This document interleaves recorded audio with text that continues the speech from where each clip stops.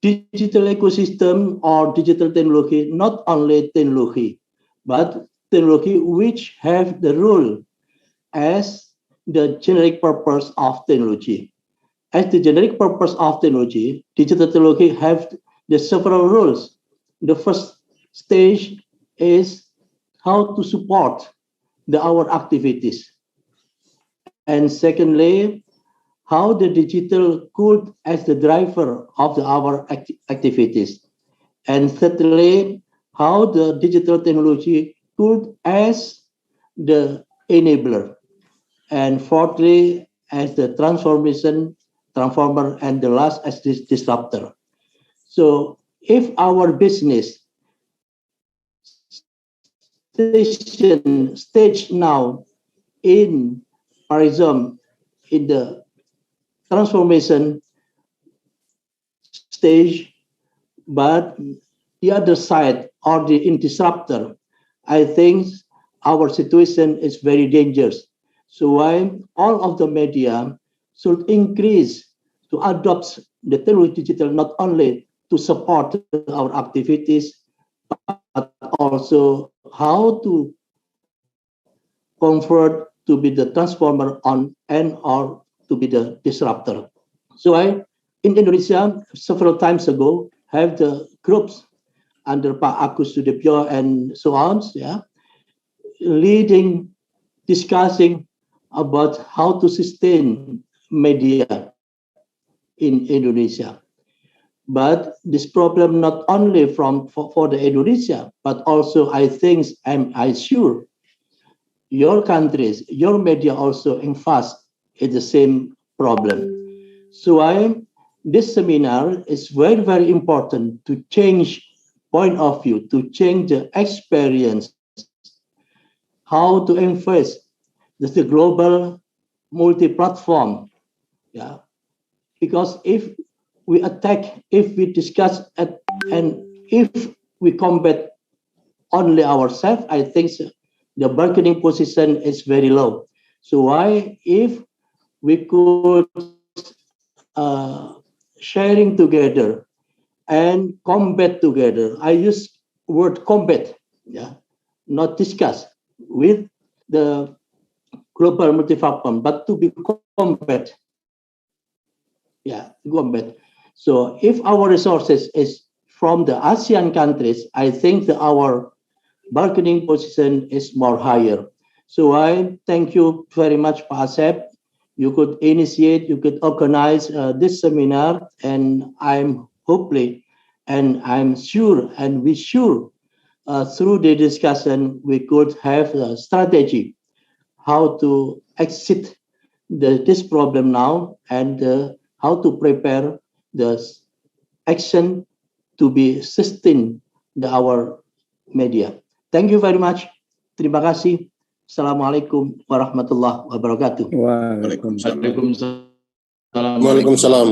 Terima kasih. Terima kasih. Thank you very much, Pak Nu, for opening remarks. Should be a guidance for our discussion today. Basically, the seminar will focus how we could, in the future, cooperate amongst the media and journalists and association in Southeast Asia in facing digital ecosystem. As we know, this is not immediate to solve in short term, but it is long term. We should think about the changing of the landscape, changing the ecosystem in our media environment. The seminar will be divided into 3 sessions. The first session, the 4 speakers from Indonesia, Pak Bambang, and then Pak Agus Sudibyo from Indonesian Press Council, and Mr. Kavi from National Press Council of Thailand, and Pak Guterres from Consejo de Imprensa Timor-Leste. And the second session will be Johan Jafar. Thank you, Pak Johan Jafar, for coming to the seminar.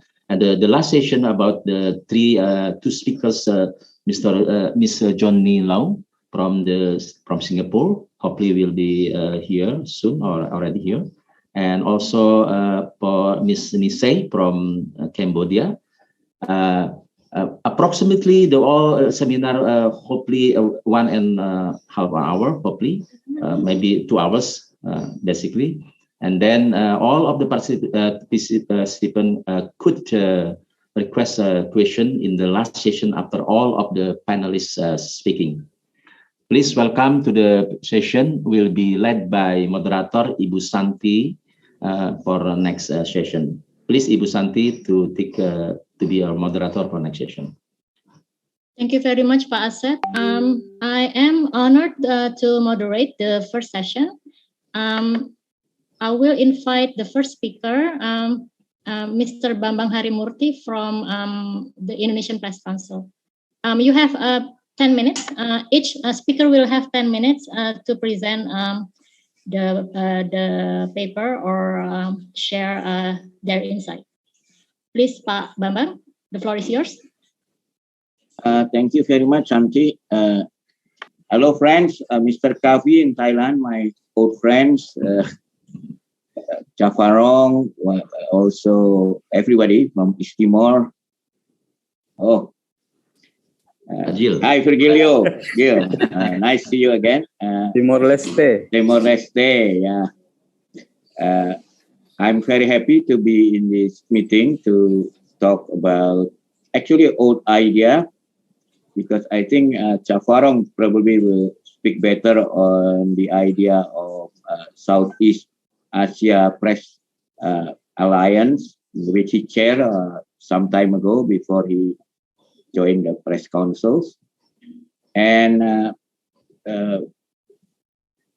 what I would like to say is that there is also from Singapore, I think, Ms. Johnny Lau, I think you are aware of ASEAN newspaper associations. All those efforts was a very good effort, and there are some programs, but for some reason, which I think maybe Jafarong can tell us more better in terms of the SEAPA, and maybe John will, Miss June will tell us better in the case of ASEAN Newspaper Association. It started with a very good intention, very good spirit, but somehow slowly it's sort of getting not so much attention anymore. I think the last works that's still going on, I think probably between Jakarta Post and the Straits Times, I think it's still sometime I see their work is still going around.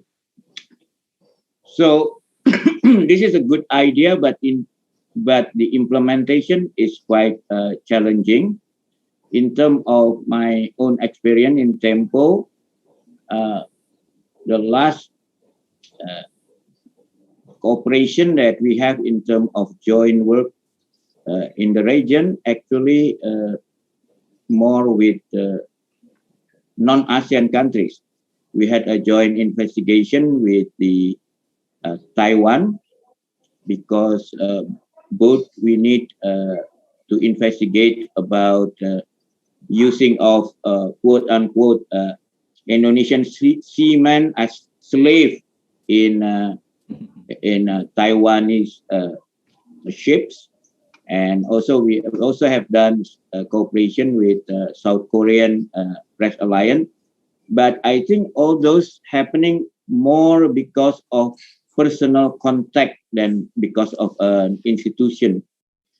And in my office, Tempo, also a member of Global Investigative Journalism, money laundering scheme, but that was more a global investigative network. So, and because all of this was more based on personal contact, not institutionalized.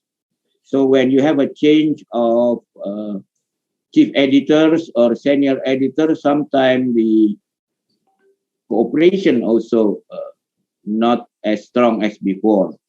You know, when Kavi, for instance, was the chief editor of Myanmar Times, then we could have a good relation with Myanmar media, but not between Myanmar Journalists Association and Indonesian Journalists Association, and this term between, for instance, Indonesian AJI, Alliance of Journalists Independent, but it is just because of personal contact. So I'm very happy that now the press council of both Indonesia, Myanmar, Thailand, and Timor-Leste is now having this program, because that means we are trying to get this cooperation more institutionalized. And I think this is actually the right time, because one of the problem of the previous experience we have is because, as Kafi always says, in Indonesia we have so diverse press freedom, right? Different way to work, but now at least we have a common enemy which is quite strong, which is the disruption caused by digitalization. And actually we have two common enemies now, apart from this digitalization from maybe Google, Facebook, and all other platforms, which is actually attacking our base of income. Now we have also pandemic, which make it's kind of like we have two tsunamis at the same time right now. So we are some of us even don't survive, I think. I just wrote a piece about this double whammy in Indonesian journalism, and at least two national newspapers already closed down, Sinar Harapan and Indo Post, and we have many journalists out of job, but we are lucky. The Press Council of Indonesia quite active in trying to solve this problem by creating a program with the government called the Jurnalis Perilaku, Fellowship Perubahan Perilaku, or which is basically a program with the government institution that is supposed to help us get out of the pandemic program by having, and maybe Pak Agus Sudiobyo will correct me on this, but the target at that time was 5,000 journalists were given some sort of fellowship so they can survive, but at the same time also help the country in fighting what we call also the pandemic of hoax, because usually as everywhere happening in the world, the pandemic of COVID-19 or any other pandemic is always followed through by the pandemic of disinformation that making the pandemic actually very difficult to tackle because of the anti-vaccine and all these others resistant to the effort of vaccinations or any other protocol such as social distancing and other health protocols. So I don't know what will be the result of this meeting, but having learning from the previous effort by maybe, I would actually like to hear more from Chavarong, what lesson we learned from SEAPA and how to revive the cooperation into a deeper level. And actually, I would like also to listen from John what happened to the ASEAN Newspaper Association, why it didn't go as we thought it will go. And there are things that might be. I'm sorry, Pak Bambang. Yeah. You have 2 more minutes. Okay. But we have actually a reason to be a bit more optimistic, because with digitalization, actually now the possibility of making this work better is actually there. And although my feeling is we probably have to think more the business model, how to earn better each other from this. But because right now the cooperation is focused more on cutting costs. In my experience, when we had investigation with joint venture with Taiwan newspaper, I can imagine the cost is much smaller than if we do it ourselves for both sides, because then the Taiwan newspaper can rely on our information without sending their reporter here, and we can do it more efficiently. And you can imagine our reporter who cannot speak Mandarin, if they have to interview all these sources in Taiwan would be much more difficult. And so it was very much more on cost cutting. But we haven't developed anything yet on how to develop also increase in earning. Yeah? And this is also important. And earning for all of us in the media now is very important. I think Ibu Santi can really understand why we all need more earning right now, because earning are usually dropping everywhere in our media. So I think I will close with this. I mean, we have to. I hope this meeting will come up to sort of a smaller team that will continue to discuss something like a task force to this, maybe on a weekly or at least a monthly basis, on talking about ideas to make it into major ideas, and especially not only tackling the effort to cut costs while increasing the quality of our coverage, but also to have a better income for all of those who are involved. We cannot just rely on donor anymore, because we found out when we rely on donor, the moment the donor dried up, then the cooperation also dried up. I think I will end up with that. Thank you. Thank you, Pak Bambang. Thank you. As for to emphasize the topics again, in search of model of collaboration among Southeast Asia media in digital ecosystem, I would like to invite the next speaker, Mr. Kavi Chongkitavorn from National Press Council of Thailand, to share his insight or paper. The next 10 hours. The next 10 minutes is your floor, sir.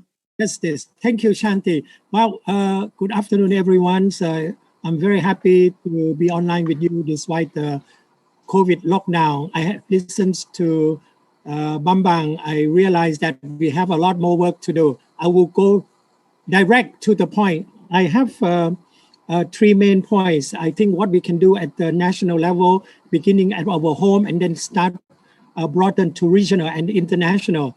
As Bambang has outlined very wisely, that each country has to deal with their own problems amid the pandemic, and also the difficulty of digitalizations of the media ecosystem. Meaning, person like me is losing job. Not only Bambang Harimuti. People. I'm writing 1,000 words. Now people who make money speak. Dramatize the media, I'm dinosaur. So that's what I want to say. Now, first point, because of the pandemic, we have a lot of problem, because like Indonesia, we are very free society, opposite to foreign analysis, We do have problems, You cannot criticize the royal family, but the rest are pretty free. So we have a lot of fake news. And in Thailand, I have to assure you, we don't have much fake news, but we have rumor. Thai people love rumor. 22 hours, and then you have new rumor. We don't have organized fake news with misinformation like United States, like Trump would like to do. So we constantly have to deal with this. And Chawalong can give you very good example, or also Kun Aim from the Bangkok Post. So now, just a few days ago, we have a big scandal, about a group of Thai who cross over to Laos. They were arrested. They were new before they sent back. They got vaccinated by American Moderna. So there were news all over the place that let's go to Laos and get free vaccination, not knowing that Laos have problem with sufficient vaccination of their own. That kind of fake news. It's not really a fake news because there's some element of truth. Thai were arrested, but certain journalists exaggerated, sensationalized that, those people get free vaccine. And in Thailand, when you talk about free vaccine from America, everybody opened their wide eye. I want Moderna, I want Johnson & Johnson, I want all these big name Pfizer. I don't want Sinovac, Sinopharm, or let alone, Sputnik. Thai don't like Sputnik, you see. So that's the problem. So what is the initiative of the Thai press council is that now they set up a joint editorial war room, so that every morning before 11, all the newspaper participation, the so-called social media network, online content producer of Thailand, they get together and they report what is the latest information, and together they consider which news are true or not true. They help verify because you have this participating network. And then sometimes what they're doing is that they come out with a new angle for other journalists. I'm also very pleased because Chavalong at midnight will send me the tally of how many people die in Indonesia, how many people die in Thailand, how many people die in Laos. So every day I know how many people die, so it's very sad. So this is a very good updating, but I hope that this system can be applied in other ASEAN countries. So if you have 2 or 3 countries, then we can form a network without paying extra. So we exchange information, because a lot of time we depend on wire service. Not very good. So from the national effort, like what we have done here, we link up with whatever you do in Indonesia. You have your own update. You have your own organizations, local media get together to update this regional linkage. It's very important to cross-check. And I'm glad that you mentioned, Bambang, over 200,000 Thai are working in South Korea. So there are a lot of issues related to pay standard, working hour. I think the plan to do money laundry because they want to, but we can do common things like haze, whatever. Among our few countries, Thai, Indonesia, if you can start small, start it. If we can have Malaysia, it's even better because we have a lot of weaknesses in covering COVID-19. This day, if Reuters said Indonesia is good, cover very good, then it's good. If Reuters said not good, it's not good. When Reuters said Thailand, you're bad, we are bad, we are bad. Thailand, genocide, we are genocide. So we don't have counter narrative. We need to create our narrative, indigenous narrative of our own. We need Indonesia have Thailand must, and then we combine, become regional indigenous narrative. And this is very important. Why? Because we have to create our content in digital world. Interesting highlight from your insight, and also Pak Bambang mentioning about how to handle the issue of COVID-19 to fight hoax. Pak Bambang mentioned about the behavioral change fellowship for journalists to help with the spread of information, the correct information about COVID-19. And also Pak Kavi mentioned about the joint editorial team in Southeast Asia to collaborate not only for COVID-19, but also for other issues. Okay, we're moving on to the next speaker, Pak Gil from Timor-Leste. The next 10 minutes is yours, sir. Thank you very much, Ibu Mbak Santi. My pleasure to meet old friends and also my former and present teacher in journalism, Pak Bambang Kavi is there. So I'm very happy to. And first of all, I would like to even still 2 days to go, but I would like to congratulate all of us because this August is a month of ASEAN because it was August that ASEAN was founded, so 8th of August. And also is the key to achieve democracy in Indonesia and also the independence for Timor-Leste. I know that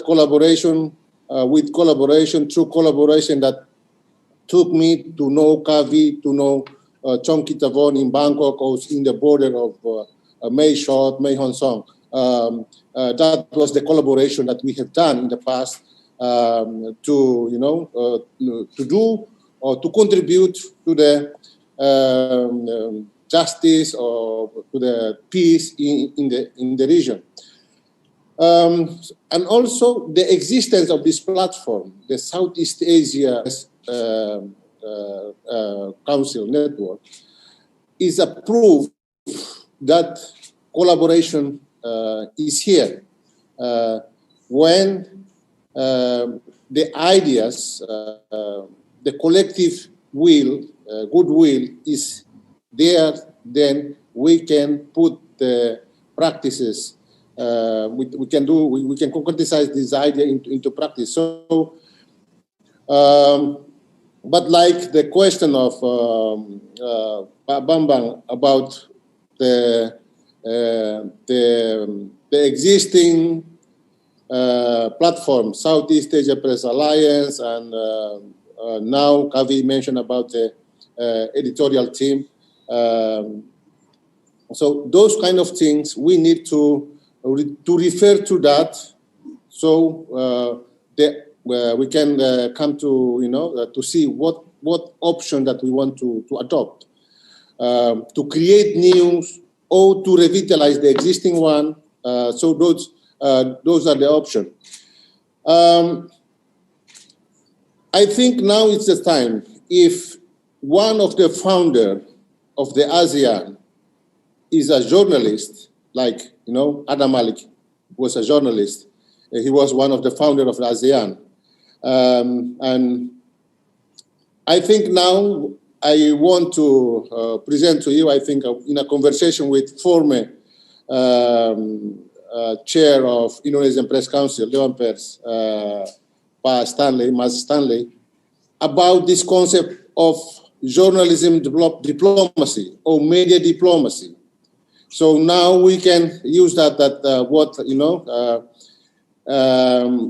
Kavi was using that kind, kicking the ass of our governments. So with this kind of, the media diplomacy or journalism diplomacy can be our mission, our role, if we find we come to institutionalize or incorporate this type of the collaboration. And what we need to do is also, one thing is what we want to do. I think Kavi just described everything, particularly related to this, to the existing situation, the pandemic.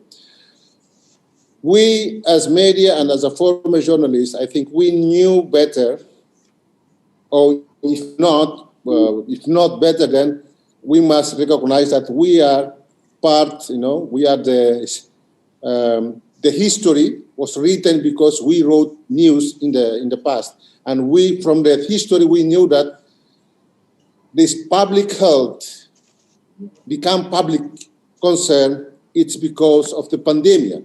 I think Black nation together to think that health is a public issue. So now in our region, we think that this discussion, the chair of idea, can bring us to discuss and also bring us the reason to push our government, our respective governments, to pay attention to this, to the health issue.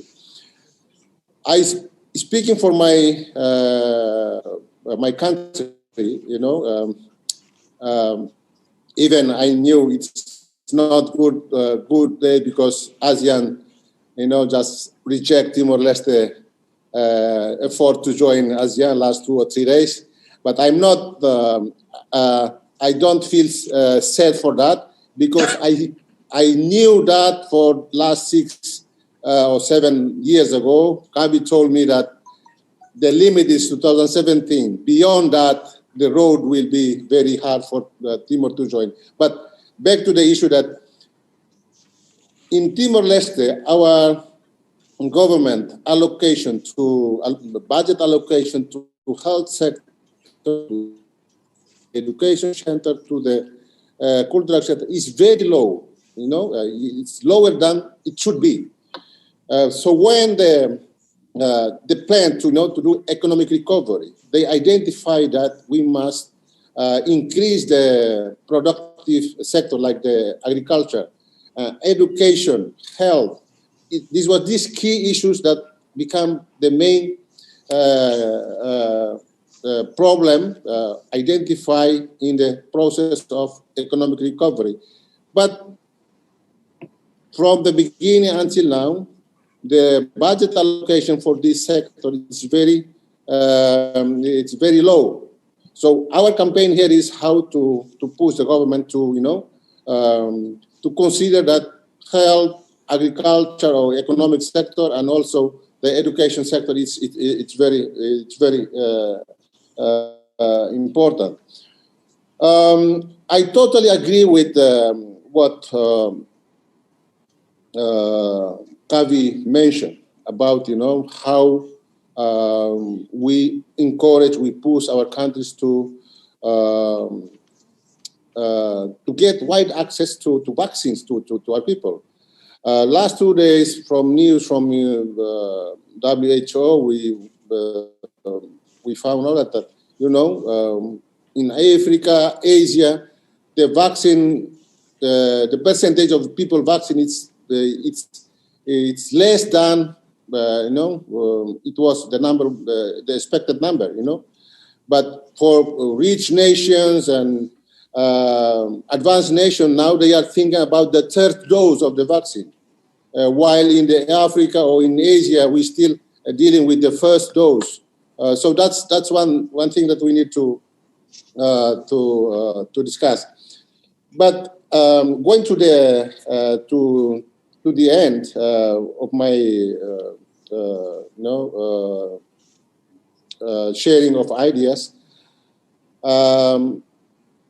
I want to emphasize that if we believe that we should, because it's imperative for us to say, with courage, like Adam Malik used to say in middle of 80s when he was the Minister of Foreign Affairs. He was asked about the violation in Timor-Leste by foreign journalists that the Indonesian military killed many people here, and he said that yes, we killed some, but we saved the other majority. And now we should also, come with courage to say that yes, we failed to save other lives in the past, but now we have the capacity to save the majority. And that was the mission that should incorporate in our discussion to encourage our government to stop, coming with rhetorics on economics or other thing, but to put attention in the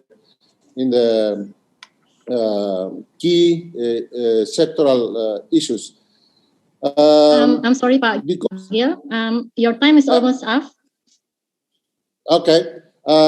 So the last thing is, I think we should guarantee that Southeast Asia region is a land for freedom. Freedom means that freedom to agree and also freedom to disagree, because it has been, in the past, only freedom to agree. So we need to also to create a space to freedom to disagree. So thank you very much, and waiting for other. Thank you, Pak Gil. It's very interesting. Let me just highlight a little bit. Pak Gil mentioned about journalism diplomacy, and maybe we can elaborate later during the question. Also mentioning about refocusing the budget for important sectors such as health and education, and also for economic recovery. Maybe Pak Agus can explore more about the side from the digital platform, because all the previous speakers have mentioned about more the content and about the topics that are going to be strategic to be collaborated. The next 10 minutes is yours, Pak Agus. Okay, thank you, Bu Santi. Good afternoon, everyone.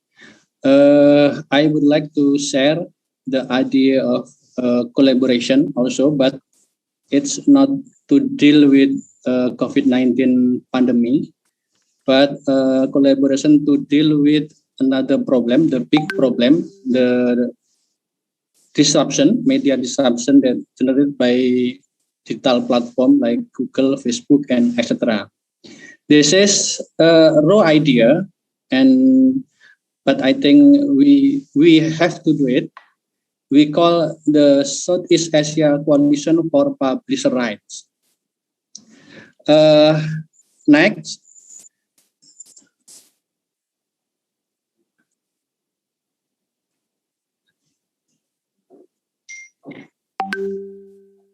As you know, the idea of coalition actually inspired by the success of Australian Parliament last February to pass the new law, the new media digital platform mandatory bargaining codes.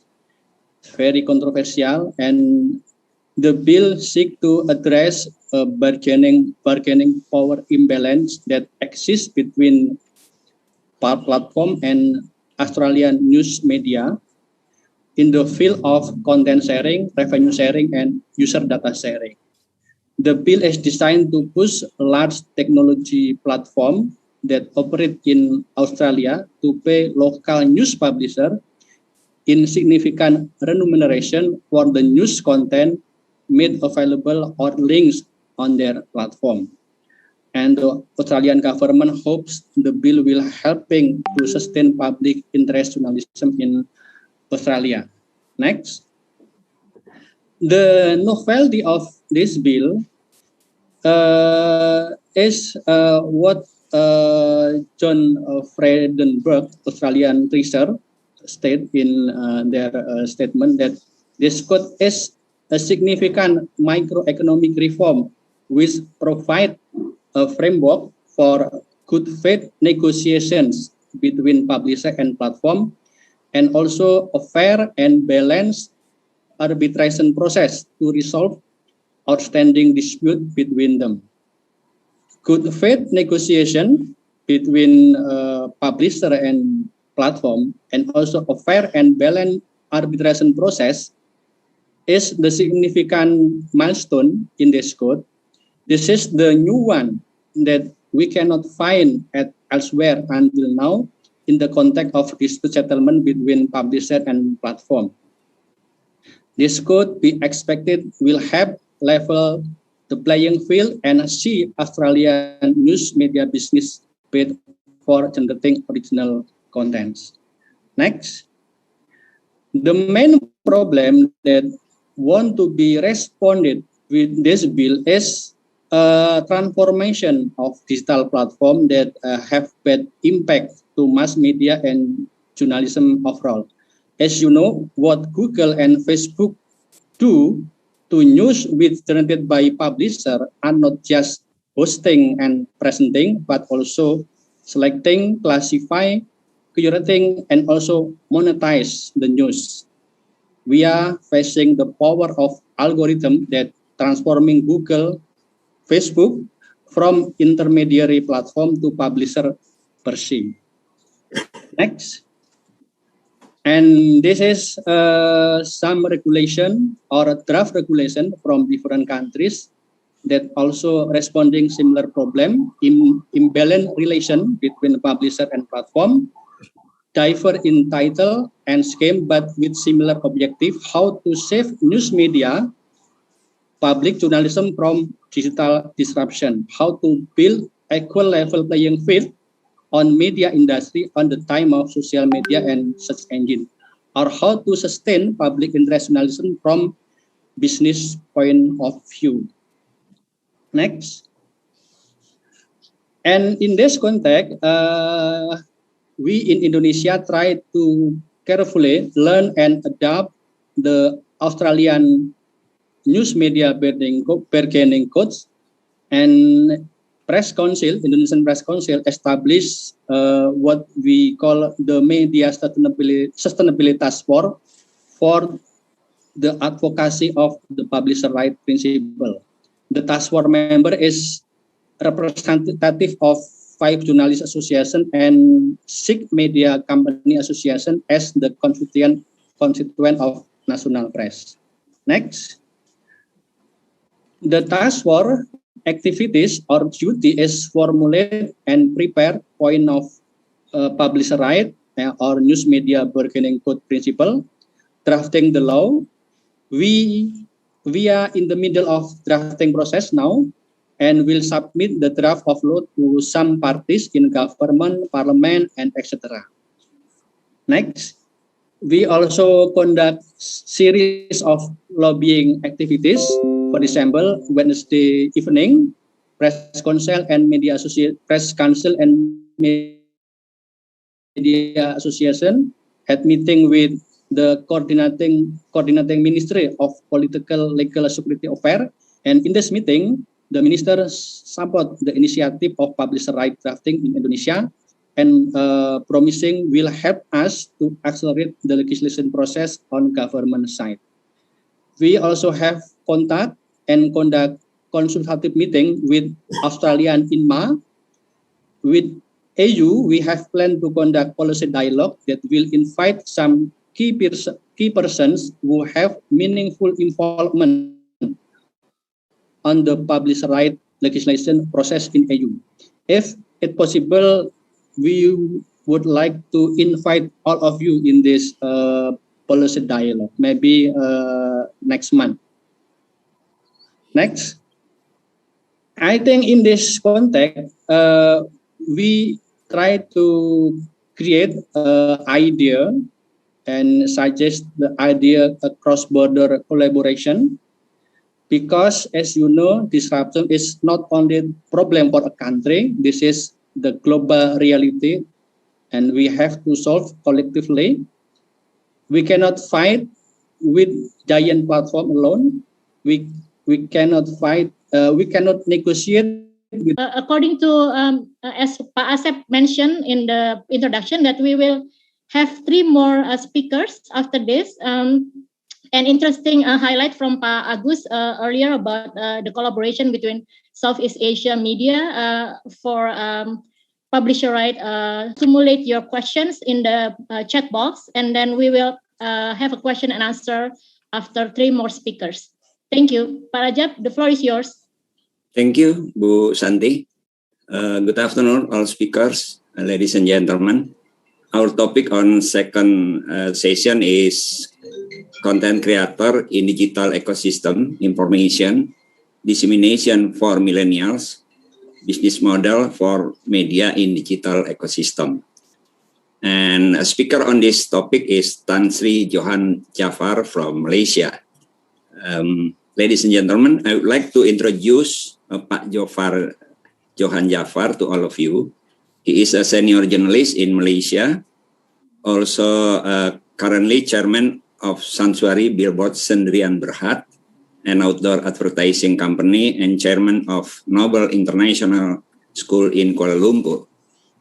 He was chief editor of the Utusan Melayu from 1992 to 1988. She was also chairman of Media Prima Berhad, the largest and only integrated media company in Malaysia from 2009 to 2015. Pak Johan was chairman of the Consultation and Prevention Panel of Malaysian Anti-Corruption Commission until 2015.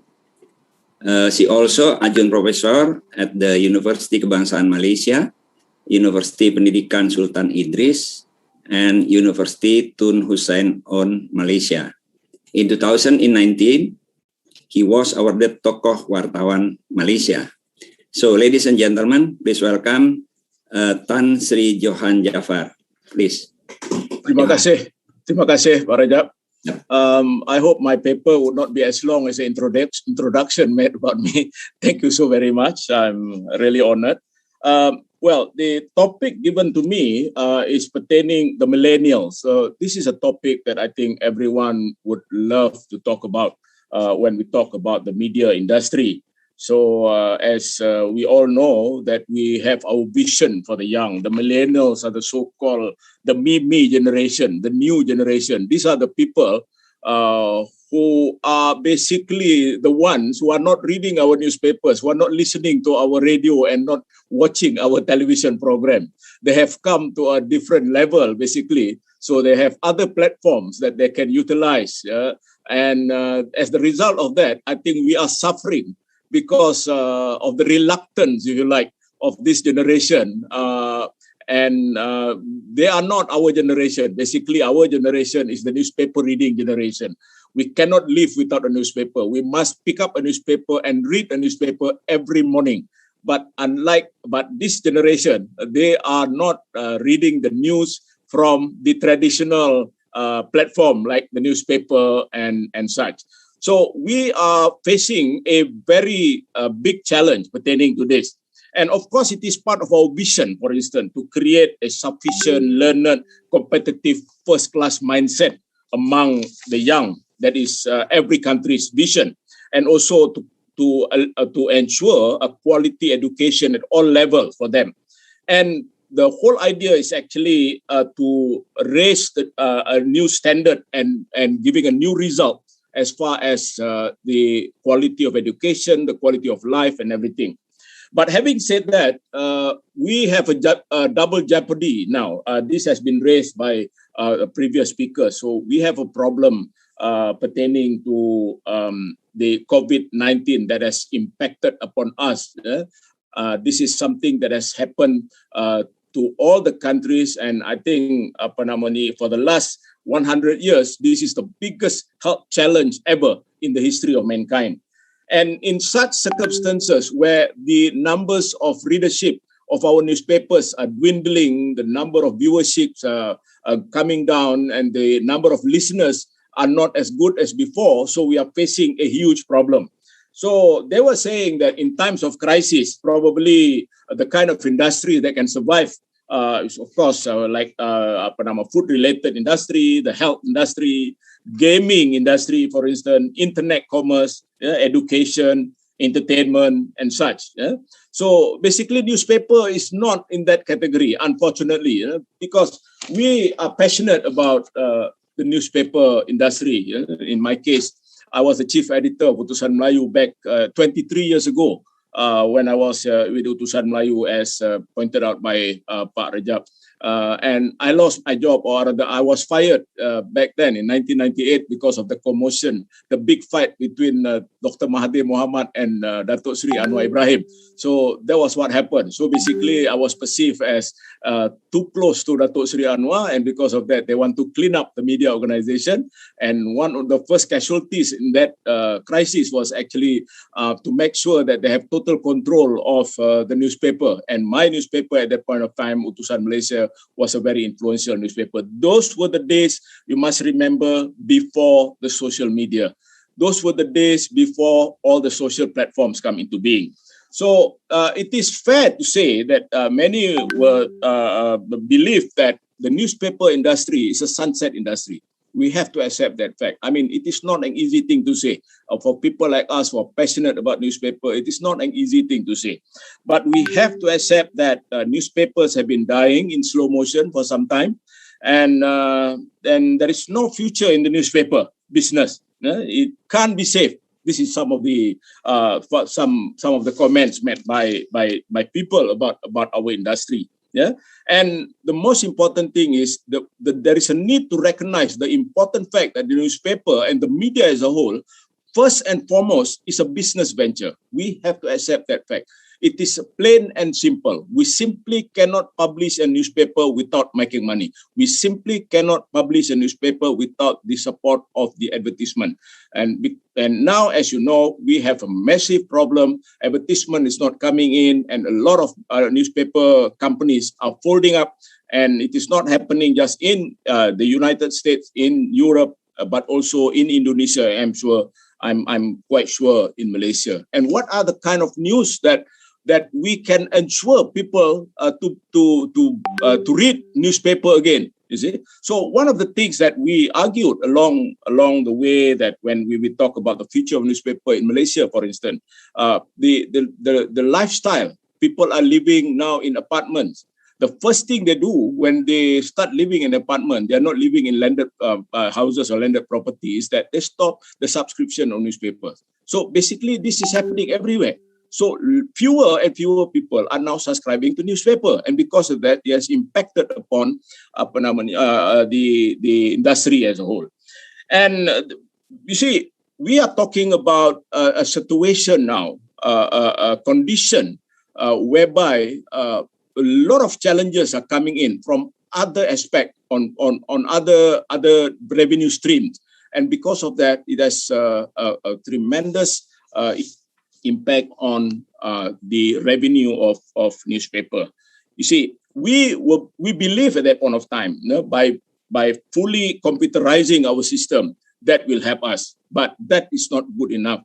As you can see, what has happened before is that despite the fact that we are fully computerized, we cannot even compete with the social media. News come fast, and because of that, news come in real time. If we were to record anything using the old platform, it will take us a few hours or even a day before people were able to read, people who will have access to the publication or the news. But what is happening now is real time. Anything happen outside, someone take a picture from his smartphone, his or her smartphone, and there you are, the thing will become viral. It is as simple as that. So, we were in the state of almost unthinkable when this crisis happened. We were basically caught with our pants down, so to speak. It affected us tremendously. Our business and the entire discipline of journalism, and perhaps the future of newspaper and media journalism, is now being challenged. So basically, the new trends are coming in, the new ways of doing things are coming in. And because of that, I think it has impacted upon us now. You see, we realize that how labor intensive our business is. The whole idea of publishing a newspaper, of coming out with a new TV station or a radio station is extremely labor intensive, even now.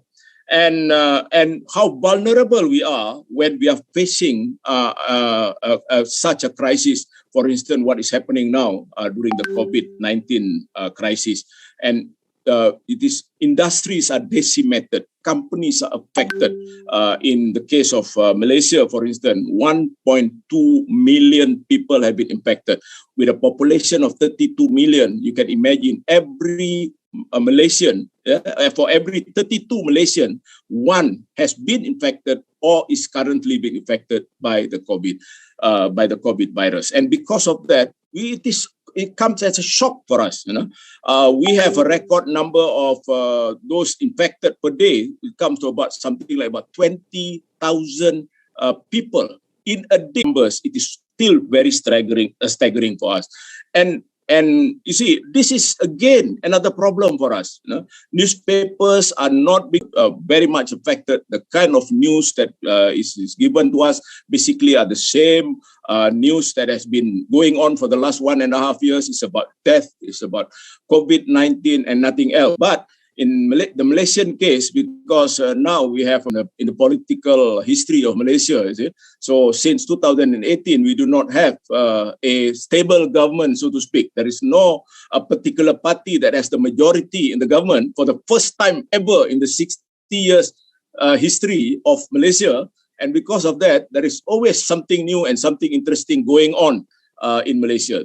That should actually be selling our papers, but it is not happening. As I said, you see, one of the biggest problem that we have is because fewer or a number of people are actually subscribing and still reading newspapers. So we have to address the issue about the millennials.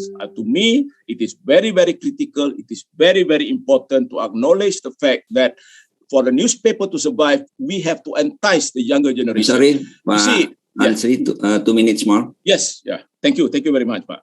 So you see, I believe in collaboration. I believe that there must be some ways that we can work together. It has been raised by the other speakers earlier. So we need to think outside the box. We need to work together. You see, we can work with other countries, for instance. We can work with Taiwan, we can work with Korea, we can work with the UK, we can work with the United States. But why is that we are not working among ourselves? We have the platform. We have 600 million people in Southeast Asia. We have the capacity to do that. And because there is a lot of things in common and very few things that is different among us, so we must take advantage of that. And I think this platform that is created by the platform that is being used for this particular conversation, I think it is very, very important. So I'm looking forward for a better future. I am hoping that the sooner we realize the fact that we must move on and rethink the whole mindset and the whole construct of our industry, the better. Thank you very much, Pak. You're welcome, Pak Tan Sri. It's very interesting of the view of your point, especially millennial generation, to see the press environment in Malaysia. So the next question and answer will be led by Ibu Santi.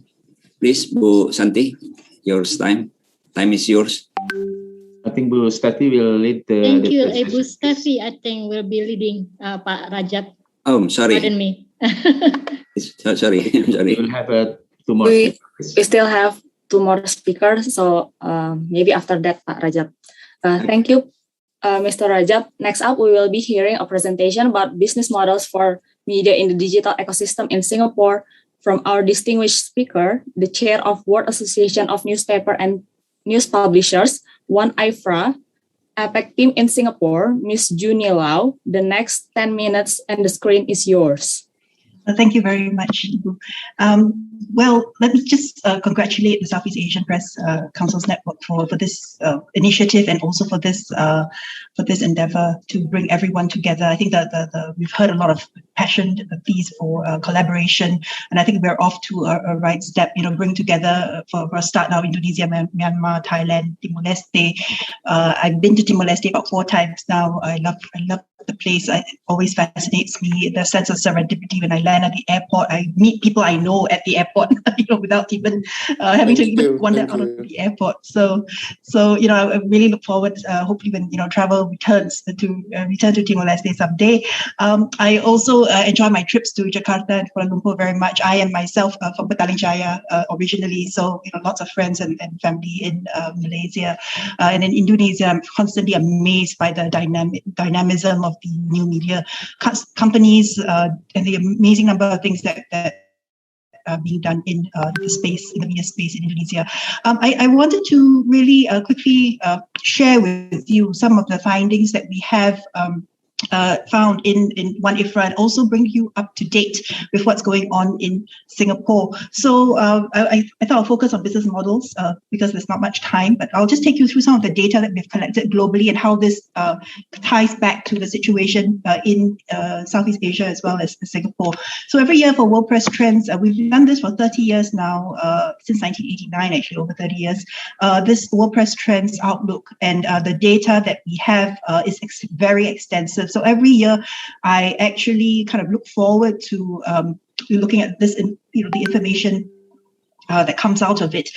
Sorry, there are a lot of numbers, but I'll just quickly take through overall revenues. We spoke a lot, Tan Sri Johan spoke a lot about revenues. We are in the media business. Of course, this is something that I think all the business people in the room will be very interested to know. As expected, it has been falling in the last year or so. We have polled, this data has been collected from about 100 executives, mostly top management people, some commercial, some editorial, some IT people as well. But the majority of the people we have polled around the world, and actually we would invite all of you, because you are press councils from around the region, to please be part of this survey. Please get in touch with me. My email will be at the end of the session to help strengthen this data set that we have, which is primarily European/American/Latin America, but we do not have a very strong, besides Korea and Japan, do not have a very strong representation of data within this World Press Trend. So number one message, please help contribute to this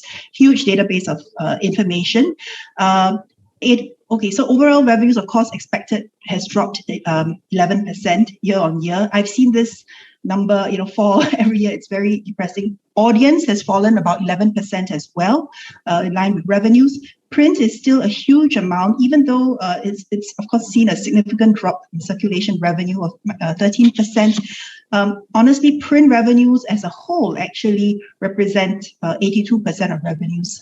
Overall revenues come from print. If you add up these numbers here, you will get 82%. But this number I've seen slide every year, from the 90% to down, 86%, 85%, and now it's at 82%. So this, of course, is a very sort of depressing kind of feel. However, with digital, we have seen, of course, circulation revenues rise.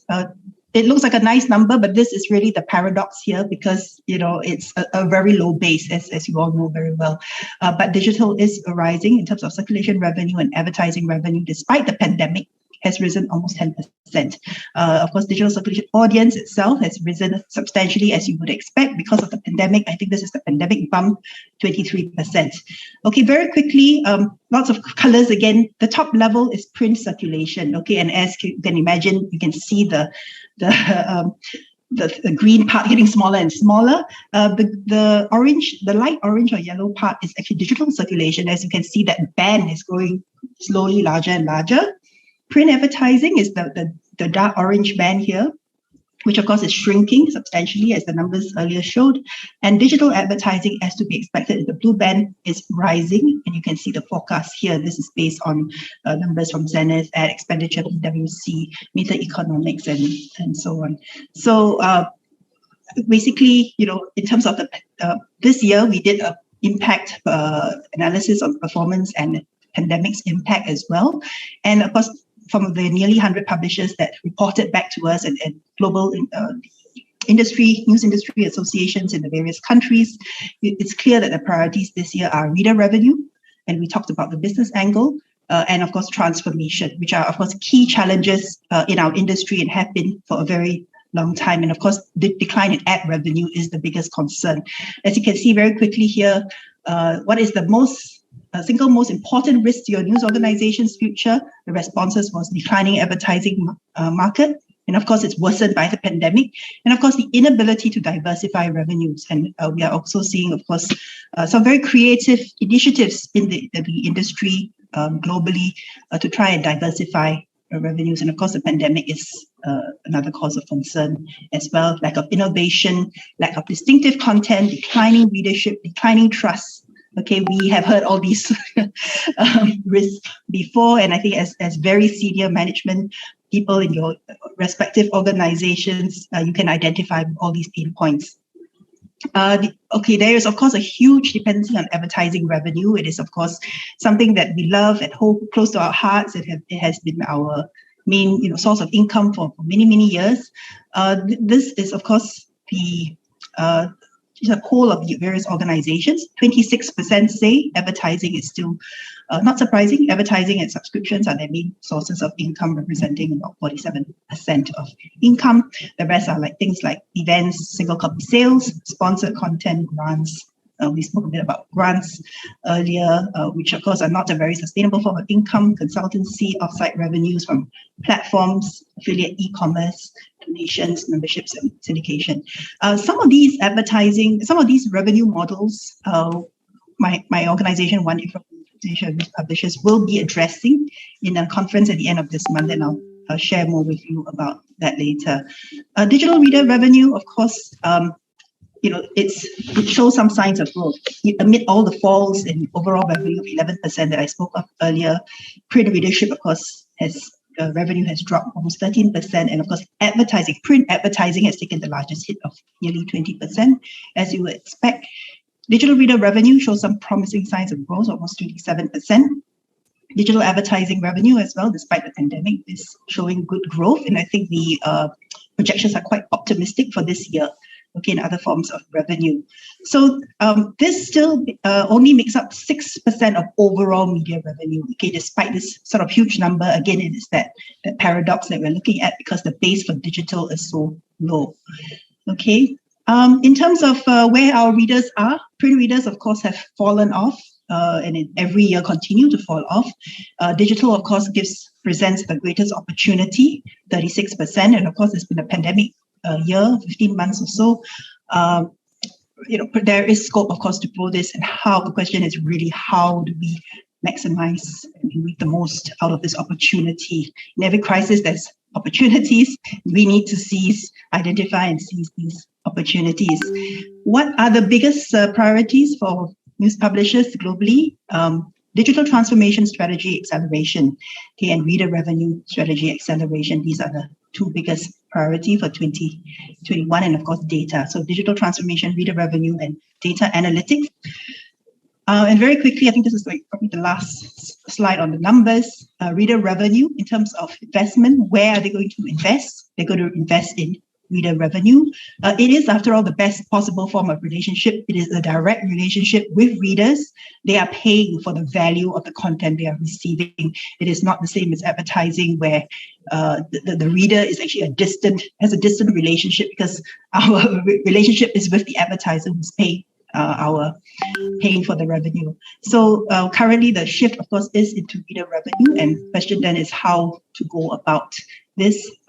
News organizations report and say that they are going to invest in paid for digital content, technology, and data, and developing newsroom skill sets.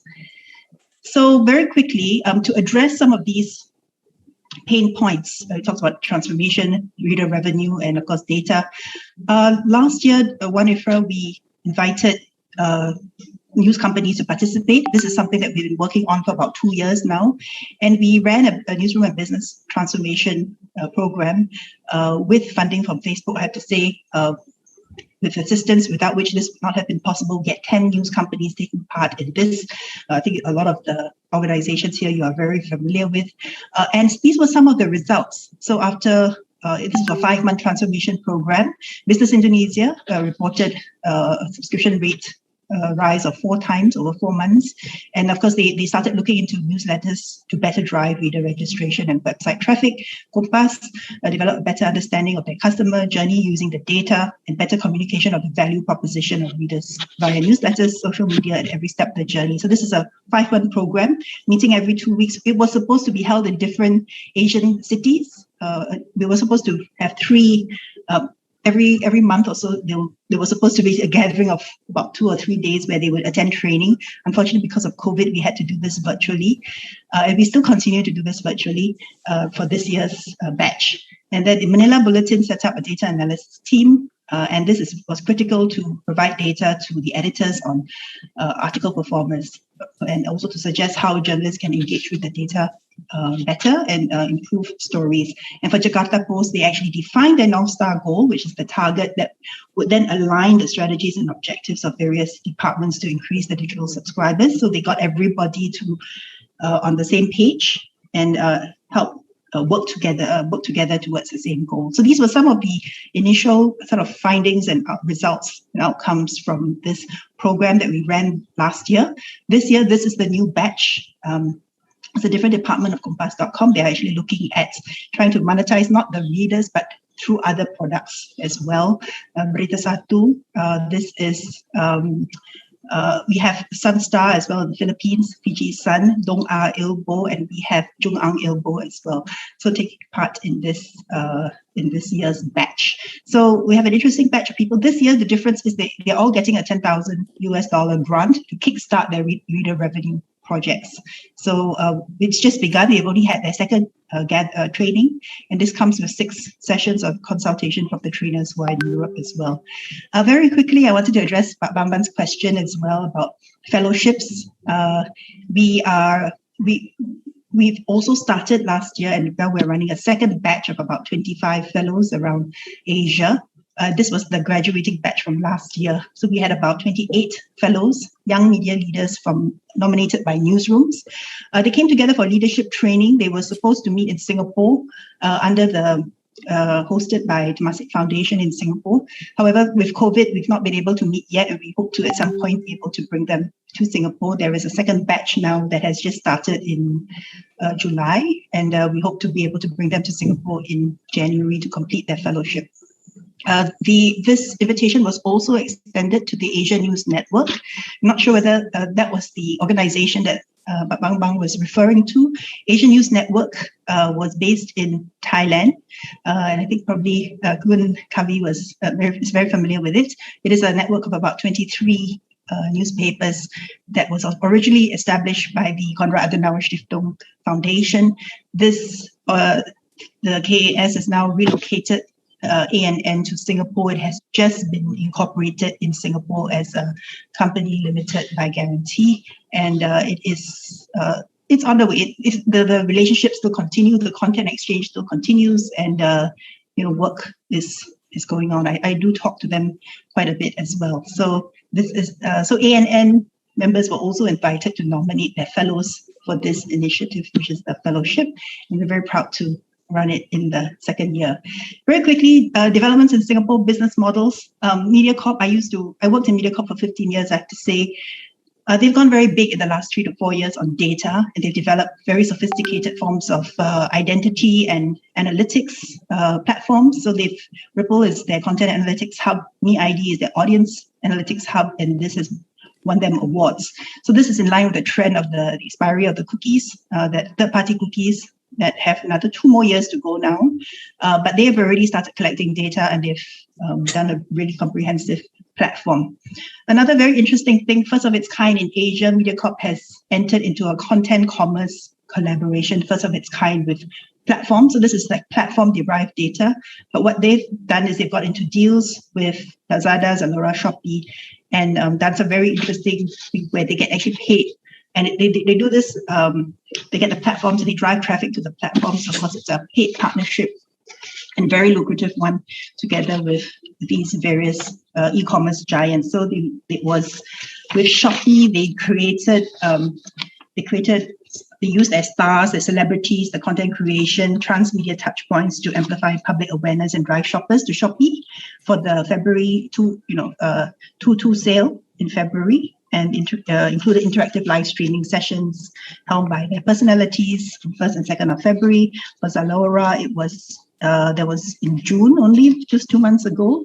They pushed deals via Zalora to reach MediaCorp's content and network, and developed content marketing and offered consumers special work from home themed episodes on a podcast. So they created podcasts as well. I mentioned transmedia. They used their radio DJs, and they created these podcasts with a secret code to grant the listeners of this podcast an exclusive discount during the Zalora sale. With Lazada, they offered Lazada sellers spots, or TV and radio spots. So these are traditional advertising spots, but basically Lazada merchants was saying, hey, you can get some of these TV and radio spots, and then we'll market it to MediaCorp's audience.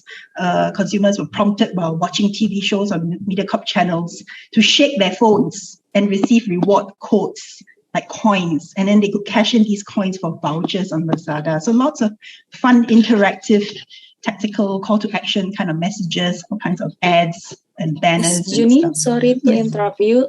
Please, 2 minutes. All right. Okay. Okay. Sure, coming to it. So with SPH, they had done a Shop for Good initiative, which just ended in April.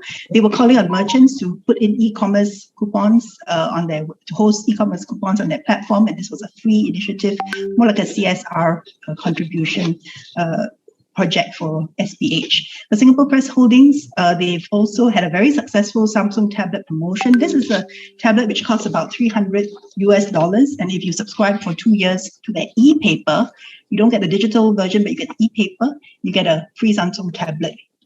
And on the first day, they sold out 2,000 subscribers straight away applied to get this e-paper. And it's done for all 4 languages. So Berita Harian, Tamil Merasu, Lianhe Zaobao all have this Samsung tablet promotion.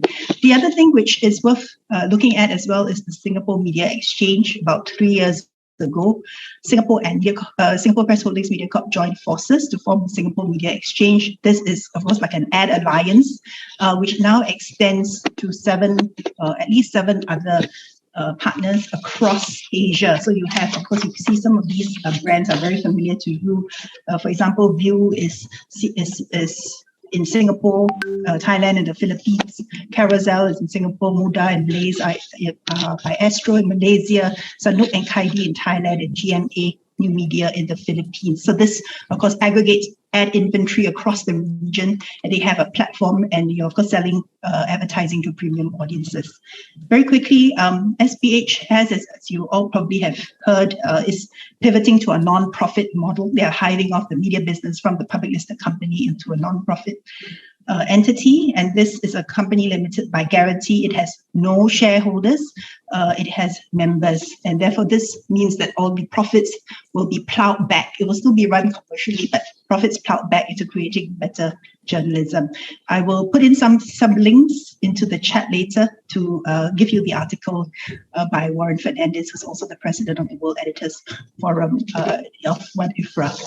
So to talk about all these various types of business models, my team in Singapore, we're organizing a 4-day conference. You're all invited. In the good old days, it was held around Asia, Singapore, Hong Kong, and so on, and Kuala Lumpur as well in the past. But it's 4 days online currently. Please use the promo code and get your free registration. There's currently free registration till Sunday, but after that, you're welcome to share this promo code with your colleagues as well to enjoy the free registration. Lots of sessions. There, I'm sorry. Yeah. So this is the last slide. 10 minutes. Just in time. Okay, there you go. Thank you. Thank you very much for your presentation, Ms. Juni. Solid data and numbers as expected. Good bargain on the tablet bundling. Hopefully, we can come up with promotion like that in the future. Mm-hmm. We could get further on that later. Now we have another distinguished speaker on the same topic, except this time it's in Cambodian context. Editor-in-Chief of Cambodianes, Mr. Saul Falnizi. The next 10 minutes and the screen is yours, sir. Thank you. Thank you to all participants and all distinguished speaker and also moderator for this kind of event and for inviting me to be a speaker in this program. And I think because my topic is on digital media and openness and how we create openness in digital media, but I think Ms. June has already mentioned a lot about things, especially related to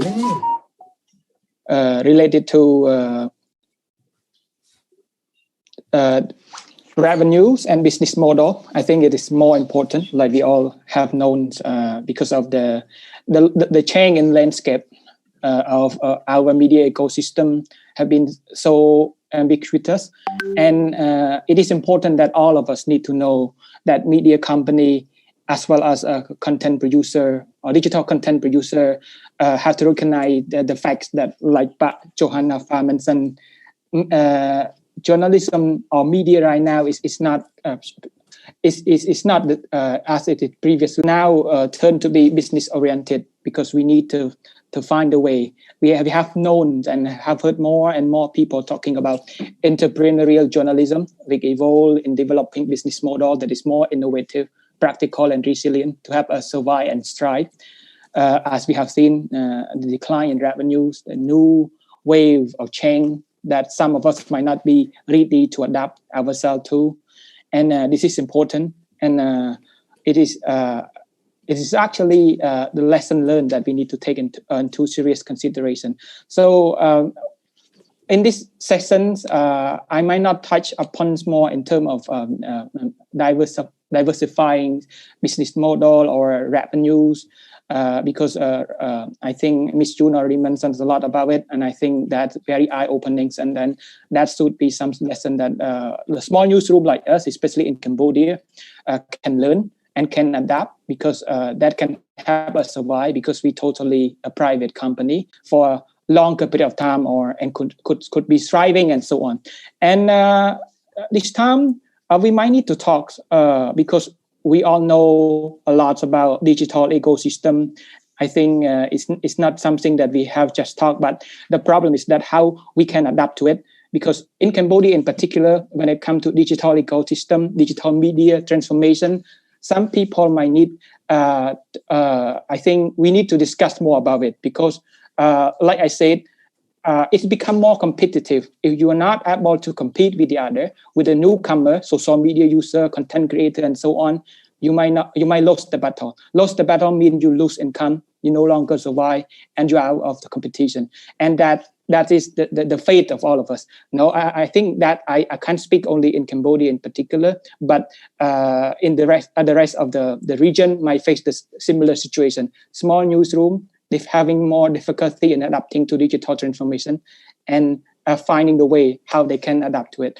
So in this case, I also want to touch upon when it comes to the openness, because we haven't talked much about openness right now. I think openness here in digital ecosystem, there's no specific definition, but I would think that it must be referred to how we can create a more open space in terms of delivering, disseminating content, as well as how we can actually create a tool that can get every people to get the content that we produce. So the more open it can be, the more vibrant the content producer can be, and also how people can get access to it.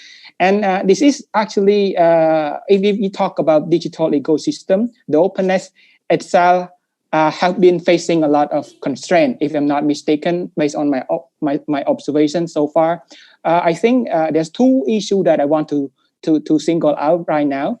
First of all, when it comes to, because as long as we determine the challenge facing our effort to create openness in digital ecosystem, and then we can find a way how we can address it.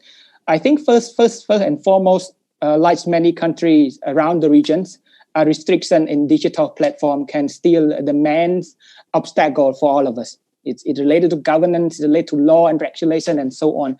But it depends. It varies from one to another. Some country might be freer and some country might be a little bit closer. So I think it is totally different from one country to another. But Cambodia is also facing some sort of restriction to a certain extent. So this also creates more difficulty for us to create openness, because openness can allow to gain trust. Openness can allow us to produce better content for our audience and for our viewer and so on. And the second issue that I think we also face is lacking resource in making digital platform more open. Because if you talk about Cambodia in particular, it's not every newsroom are now adapting to the transformation. Lacks of technology in particular, lacks of willingness. Some newsrooms just saying that they're not ready to do so. The slowness in adapting means that you're losing the race. So this is the problem as well. And this is the most important point, because as long as you are willing to change, you are willing to adapt the new technology, the transformation, then you can thrive. But if you're resisting to the change, then I don't think that we are going to get to where that we're supposed to be. And then the willingness to change and really to transform, I think that's why it leads to lack in investment in digital transformation. So the newsroom still not investing much in boosting capacity and develop to the chain, and also expand their content production and so on. In this case, back to the collaboration, some of the previous speaker had mentioned. So content production, sharing content, and possible joint production might not only be the case, but collaboration, like how we transfer or how can we help one another in striving in digital ecosystem could be one of the most priority for all of us now. So for example, like in Cambodia, Myanmar and Laos, I think in terms of digital transformation might be lagging behind. So how can rich country or those who are technologically advanced like Singapore, Indonesia, Malaysia or Thailand can help us all to get better position in adapting to this would be very helpful. So I think this also contribute not only to transformation, but how we create openness in this digital ecosystem that we are working on or we aim to achieve in the future. And I also want to touch upon, that's my final part. Right now, if we talk about digital ecosystem as well, we also think, of course, business oriented. It become more business driven. We want to earn money. At the same time, we also seek to make sure that we can I would say we can strictly adhere to the ethical standard, professionalism, and so on. But understanding our viewer or customer or whatever we want to call audiences view and choice, as well as their preference, could be also important. Some newsroom in Cambodia, in particular, I'm not speaking all on behalf of all newsroom. There are also difficulty in understand that. We know that good quality content is great. Good quality content is actually the core value of all of us. But at the same time, we need to understand the choice, like Johan Jaffa mentions, the millennial. So we need to understand their choice and preference to make sure that our content still relevant, our content still be consumed as much as they actually want. Then we can keep up with the race that we have seen, keep up with the involvement that we have actually encountered so far. Then that's all. I think we can get to where we wish to be and actually develop the ecosystem that can be more adaptive, resilient, and also open and also keep up with our professionalism and standard of reporting and so on. So it have to balance, but I think it easier said than done. The only experience can tell us how difficult it can be and how can we deal with it.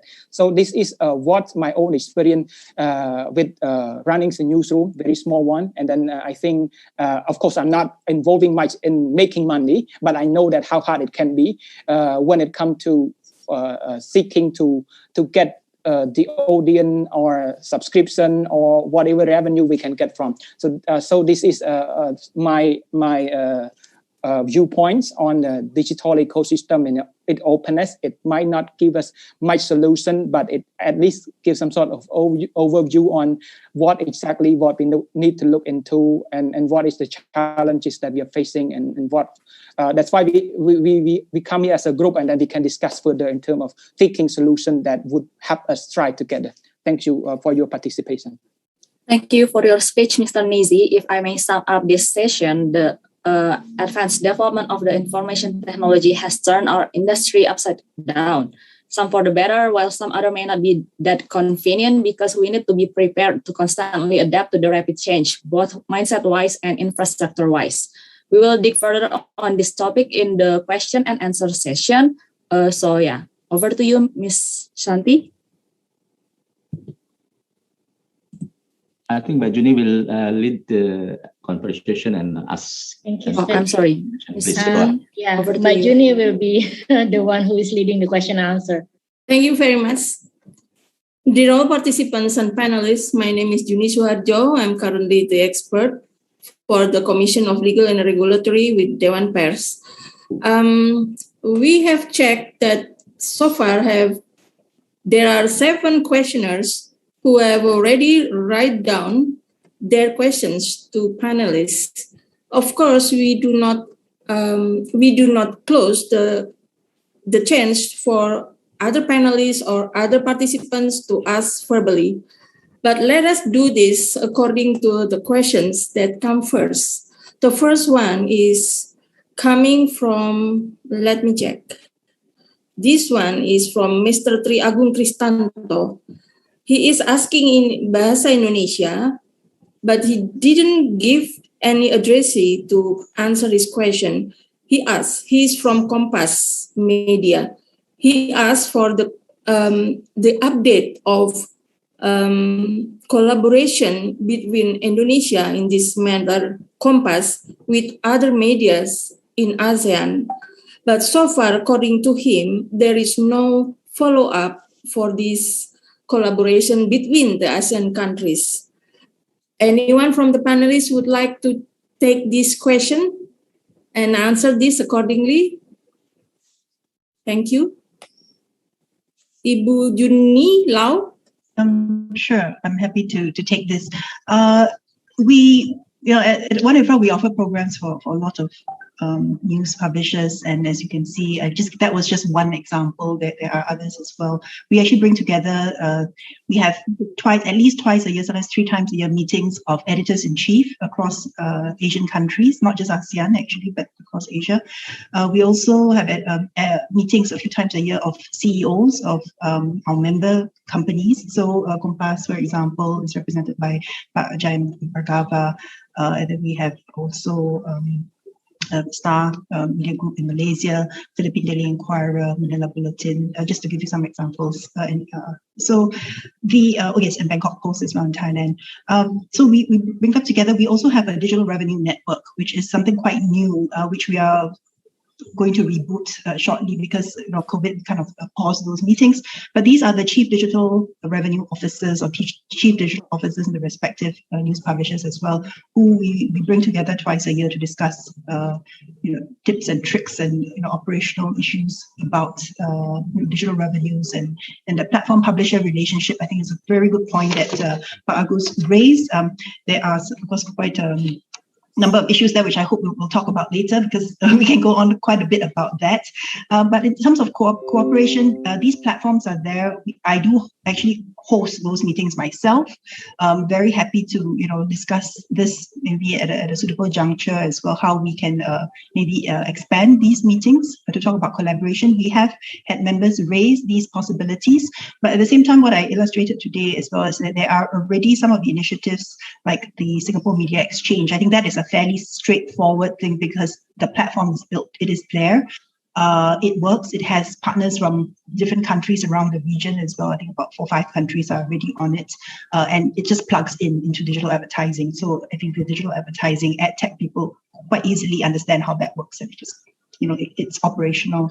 With regards to other aspects, I think as long as we formulate clearly what our priorities are, whether it's something to do with regulating platform publisher relationships, there are also opportunities at OneInfra to discuss this. We've had a few closed-door discussion among publishers as well to learn from the folks in France, in Germany, because these issues are mostly around GDPR and copyright, but it also has to do with the publisher relationship with the platforms, as well as Canada, which has also mooted a news tax to help fund news, and of course Australia's news bargaining code, which Pak Agus has already discussed quite in depth. But I think I would like to just put it out there, do we want governments to regulate and intervene? That's my question back to you all. Well, that will be very good, Ibu Juni Lau, but can you give us for the sake of the participant, give your email address in the chat column so that everyone from the participant can send you emails or inquiry to you directly about this collaboration. Other participants, other panelists, do you still want to answer to respond this question? Because we have a lot of time. Mr. Asep give me about 1 hour or more to have this question and answer session. So use your time wisely. Thank you. 1 hour and a half. That's not a joke from Mr. Asep. So this is going to be a long and very dynamic session. Use this time, please. Thank you. Bapak Johan Jafar, do you want to give some idea from your side? Thank you. We during my days as the editor, we have collaboration with Republica. That was in the 90s. Yeah, it's a long time ago. So and also with Tempo. those were the days when we have that kind of collaboration. And when I was the chairman of Media Prima, as you know, Media Prima owns the New Straits Times Group. So we have collaboration with a few other newspapers, including I think one of the newspapers in Thailand.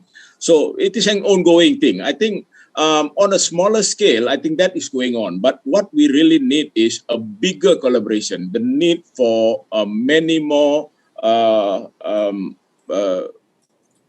newspapers from the region to participate in one way or another, exchange of ideas, exchange of features, that kind of thing, and even probably embedding our reporters to any of these organizations so that we can share the experience. So this is one of those things that we were looking at that point of time. Yeah, thank you. Thank you, Mr. Jafar. I saw Mr. Guterres is. Yeah. Yes, please, your time. The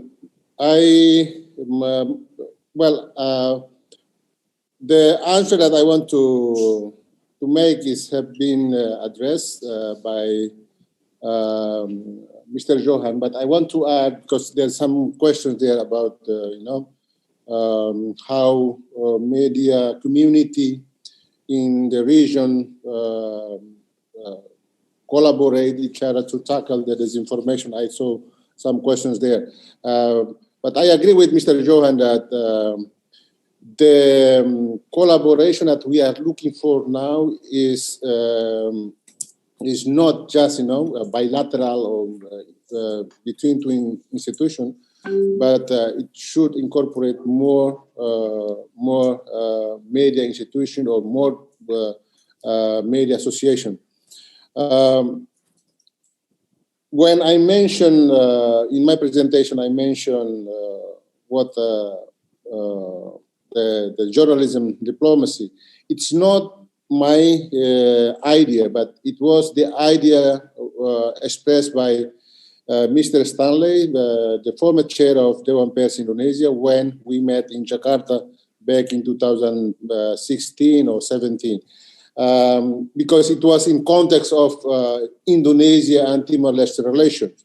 It's because, as all know, that Indonesia and Timor-Leste relation in past 20 or 30 years, it's written with black ink. But the good things came from that it's very, in short term, we come to our what we call reconciliation process, made in Dili through this commission of reception, truth and reconciliation, and then followed by a commission of truth and friendship. And we have several, those documents came out with many recommendations, and it's also a recommendation for the media side, because those recommendations also include the newsmen killed in Timor-Leste from Balibo 5 until 1999, when the Financial Times journalist Sandra Tunes and Indonesian born journalist Agus Mulyawan were killed in Lauten, Los Palos. So in those parts, it was the base for this, that the media community, the journalists of these two countries should establish, the mutual good relationship, and also together can find out what they can contribute to, to avoid those bad things happen in the past, not to repeat in the future. It's because, as the wise people say, that if you want to avoid mistakes in the future, then study the story, your past. And Timor-Leste and Indonesia, we have the sad past that we need to reflect on that to move on. And I think the reconciliation between Timor-Leste and Indonesia is not just a reference for these two countries, but it has been taken as reference for other post-conflict countries. So that's why I say that I agree with Mr. Stanley at that time that this, this journalism diplomacy, it's a way how media community in Southeast Asia can contribute to each other to, to create ways or step of solution for social problems that happen in respective countries. Like in Indonesia, I think the Palamera Indonesia, the Red Cross, they are doing the humanitarian diplomacy. How the Red Cross intervened in Myanmar when the social problem came in. So this kind of thing that we can adopt to a medium. So we communicate the communication established between media community in the region can also canalize the information, the concern that came up from media to the politician, our politician, to at the end, they came out at a political policy or public policy that can handle the social or political issue happen in the region. I think that's, and also the disinformation. I think it's not a new thing. It's old. Like you say, I say that disinformation. It's a science. It has been taking place during the history of humanity, even from the what do you call Taman Eden, the paradise. The disinformation. It was because of disinformation that Adam and Eve fall in sin. So the disinformation came from that. So the problem is this disinformation in the era of digitalization has become more globalized very fast, and that's why Mr. Johan, it's destroy the original, the golden heart of the journalism spirit, verification, investigation. And all people, they become a slave of velocity, a slave of speed. They want to arrive first, but being nothing. And that was that's why, the disinformation, no facts, this kind of thing that we need to address. And for me, it has been for the past education, the training for journalists and good journalists, and I think in Indonesia, Tempo, Kompas, they have the good institution to train, to form very qualified journalists to align with the existing force, to combat. I also agree with the chair, Muhammad Panu, that we should use the word combat to address the disinformation hoax and that happened. And it the virus is here, it will be here, and it will not go back to where the virus came. And once we solve with the COVID, and it's probably that will arrive new virus with more lethal effects in the future. So we must, based on this reference, to prepare ourselves to best deal with the future threat from particularly from virus. I think that's the thing, and we need more weapons and efforts, energy also to balance this disinformation in the future. That's what I can share with you. Thank you. Thank you, Senor Guterres. I would. Yeah. Bu Juni, can I? Yes, of course, Pak Bambang. Yeah. Monggo, silakan. Thank you, Bu Juni. I think it's a very good questions, and I think we can learn from the experience of Southeast Asia Press Alliance, and also from the thank you Ibu Ju about ASEAN newspaper network. I think we have to realize that the press or the newspaper, they actually have kind of variation in their so-called ideology. Maybe we can put it a little bit, usually between left of center or right of center, and then they cater to different class of the society. So what we need to have this collaboration is actually an institution like Southeast Asia Press Council to become the catalyst. In Bahasa Indonesia, maybe we call it mak comblang, to find the media from various ASEAN countries that has a similar interest and quality to form some sort of alliance. So instead of having just one alliance, you would have maybe alliance of a certain media right of center, and then alliance of a certain media left of center.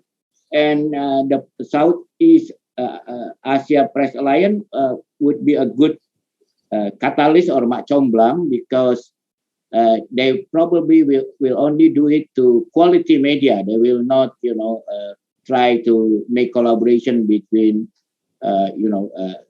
bad quality media.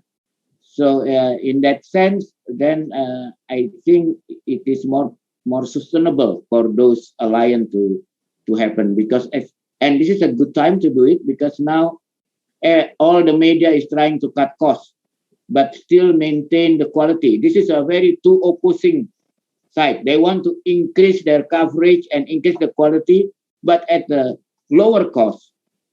And this can only be done if you are doing it through collaborations.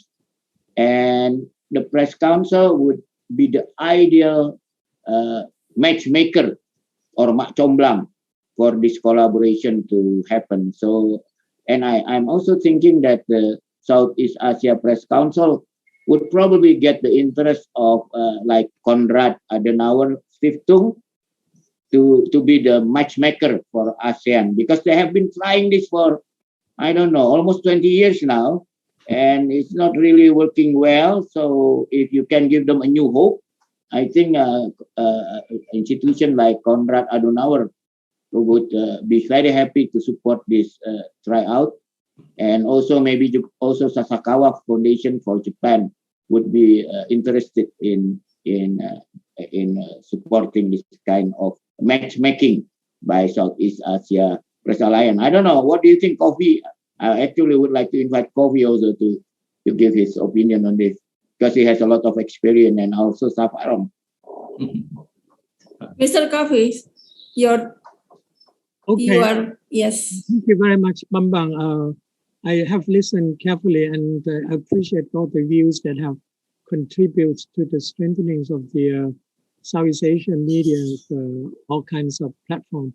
But from now on, given the new digital world, we cannot rely on outside the region. We have to look inward to our strengths. And I suggest that whatever we are going to do, we have to start out from ourselves, from small, the so-called building block strategies. Just a minute ago, I think Niala has a very good briefing on IFRA group, very good. And she also referenced to ANN. In fact, ANN is a good model. I remember earlier when I was at the Nation, we discussed that we are facing with the financial crisis. We don't have enough money to pay Reuters, which is very expensive at the time. Why service? So we said that why don't we create a network that by 7 o'clock, they send all the news or the headline of their newspaper to us via email, so that we can copy, so we can save money. It's because of Reuters, it's so expensive, it's not AFP or AP at the time, financial crisis. So now maybe we have to use that kind of network, but rely much on our strengths. We have a good team of journalists. We have facts on on our doors. We can transmit it quickly via digital video conference. You just have to have somebody serve as a focus point. I think this is important. And now moved to Singapore and has facilitated a lot of things. So before it was in Bangkok and now with our nation. So I think with Southeast Asia's new media ecosystem, we can do that. I would like to suggest that Thailand, Indonesia start out first. And of course, you have other countries like Cambodia and East Timor, which can join in if they are ready at any time. And we start small and then build up slowly. Along the way, if somebody see that this is a useful exchange, and it will be good, because now you can submit any article and new information, and it can be online at any time, competing with other social platforms. But we have news that we can verify. I think that would be good. And one thing is important that I forgot. We have regional, but don't forget the international. UNESCO has a very good program on the COVID and the information on the Committee 4. And just a few minutes ago, Chelsea, which used to work with Indonesian Press Council, sent us a note saying hello. I met her at the UNESCO meeting, Committee 5 on Information and Development. We should use that platform to get some funding.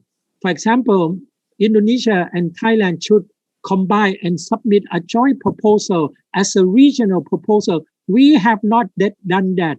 Middle East and Africa have done that. We can do it with Cambodia. We can join, 4 of us can join. Maybe we can do it with the Southeast Asian Online Network together and send it for considerations of the Committee 5, which actually I'm one of the vice chair this year.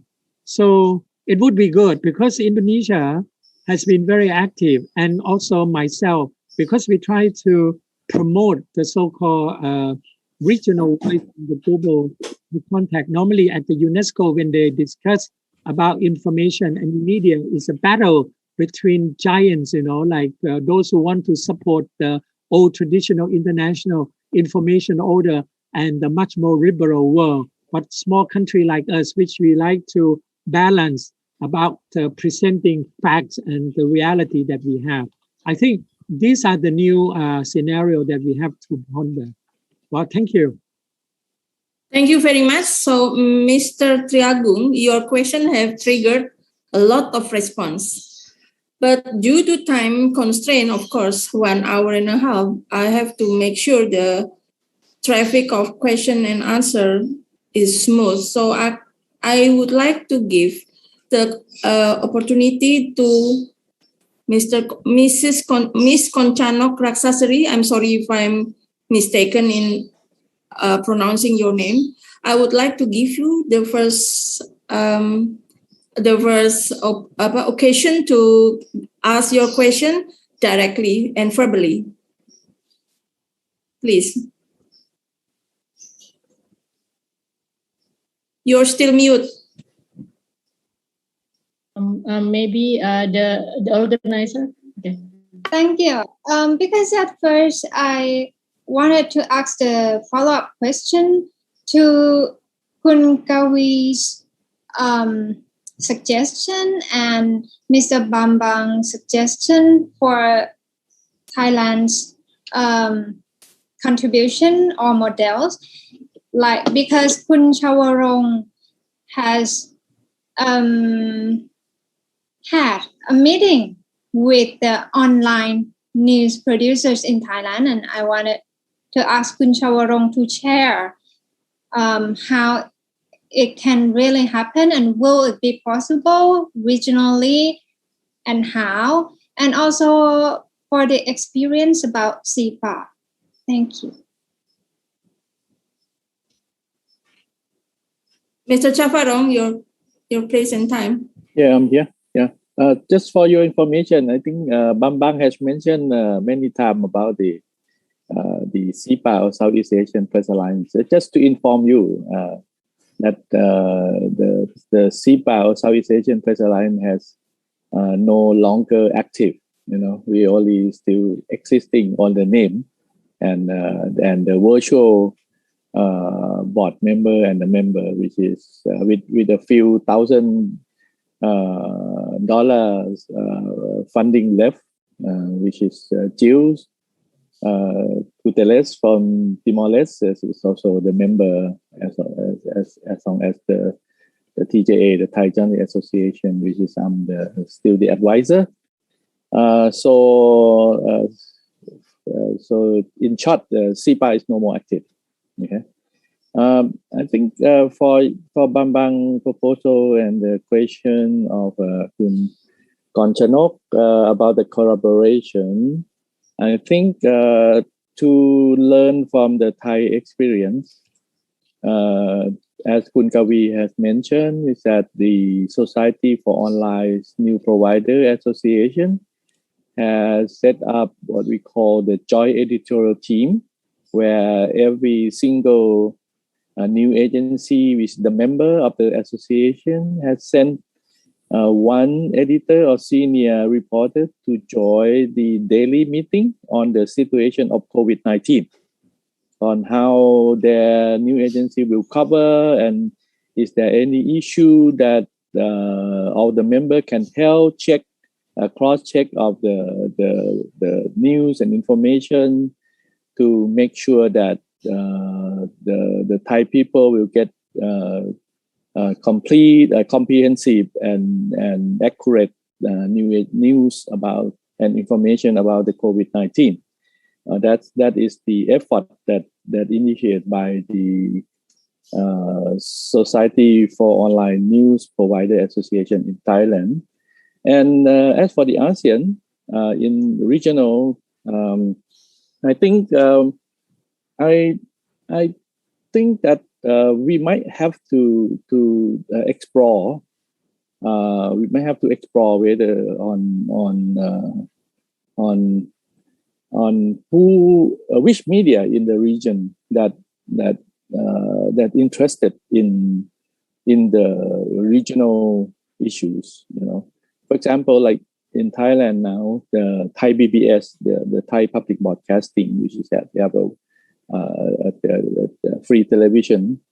They are interested in reporting on the situation of the COVID-19 in ASEAN, which is I think everybody realized that now we are in a very bad situation in Southeast Asia. I think Southeast Asia is one of the regions that has high daily infection and the active case as of now, especially Thailand, Indonesia, Malaysia, Vietnam, including Myanmar. The others is also very cautious, like the Philippines and the Cambodia, where you are scaring about the Delta variant, which is somebody says it's already spread in the country, but some said, oh, not yet, So, but both countries has been in the lockdown already. Philippines is starting today from 6 to 20 with the strict lockdown of Manila because they are worried about the Delta variants. So I think that if we have the media agency that interested in neighboring country situation, so that will be good, But I'm not sure in other countries. But now the Thai PBS, they have a report every day about the regional situation in Southeast Asia, including myself. I doing my own, I explore the situation, monitoring the situation in ASEAN by myself, So the member, of the CPC net, Indonesia, Thailand, Timor-Leste, and Myanmar, and also some participant here who's from Malaysia, from Cambodia. Maybe you can help, contact the media in your countries, which is really interested in the regional situation on the COVID-19. So then we can set up, maybe just temporary. It doesn't have to be, like long-term alliance like ANN. And I don't think if we can do this, we may not need any funding. We just create a network, and maybe we have like a meeting once a week, and maybe we can invite experts from each countries, and exchange the problem in each country. For example, I think Indonesia and Thailand, we have the similar problem on the shortage of vaccine, but in Malaysia, this problem is less than Thailand and Indonesia, so we can exchange this. And on how you handle, the thousand of active cases. Like Indonesia, you have more than 500,000 active cases. In Thailand, we have 200,000 active cases now. In Malaysia also, how are we going to handle that? So we can invite experts, and share among the new agency that interested in that. So this is a rough idea that we can set up quickly, and in Thailand, I think, Thai BBS is just one, they will be, ready to join, if there is a network set up. I think in Cambodia, I am reading the Khmer Time. Khmer Time is also from time to time, they have reported on the situation in ASEAN. But sadly, sadly about the Indonesia, the Jakarta Post, Jakarta Post is not really interested. They only sometimes, if they have from AP, Reuters, from the international news agency, they will take some of the news from other countries, but they don't have like a report on the regional, like I'm seeing it from time to time in Khmer Time, for example. Yeah, this is what is my observation about the cooperation on this situation. Thank you very much. Thank you, Mr. Chavarong. Mr. Tessa, hold the time, please, because we have to give the opportunity to the other participants who already asked their questions from the chat column. I would like to give the opportunity to Mr. Tan Sri Johan Jafar, who got the question from Mr. Erwin Kustiman. He asked, how is the prospect of digital subscription news content compared to free online news portal, programmatic AdSense shared by Google, etc. in Malaysia? Thank you. You see, this has always been a problem for all newspaper organizations. We initially believed that when you lose subscription, probably you will gain from online subscription from online newspaper. So basically, if you lose the sale of a newspaper on the newsstand, so you would probably gain something from the subscription online. You see, but it is a totally different 1,000 copies. But you see, it's now the pale shadow of its former self. Basically, the biggest selling newspaper in the country probably is about 150,000 copies daily.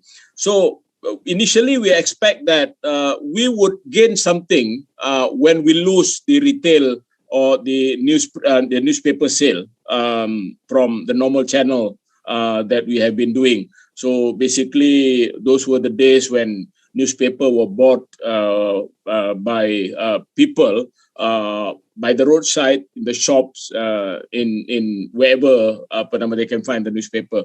But things have changed so much, and because of the impact of the dwindling numbers of sales as far as newspaper is concerned, the newspaper organization were hopping on online newspaper. basically every newspaper is on online version.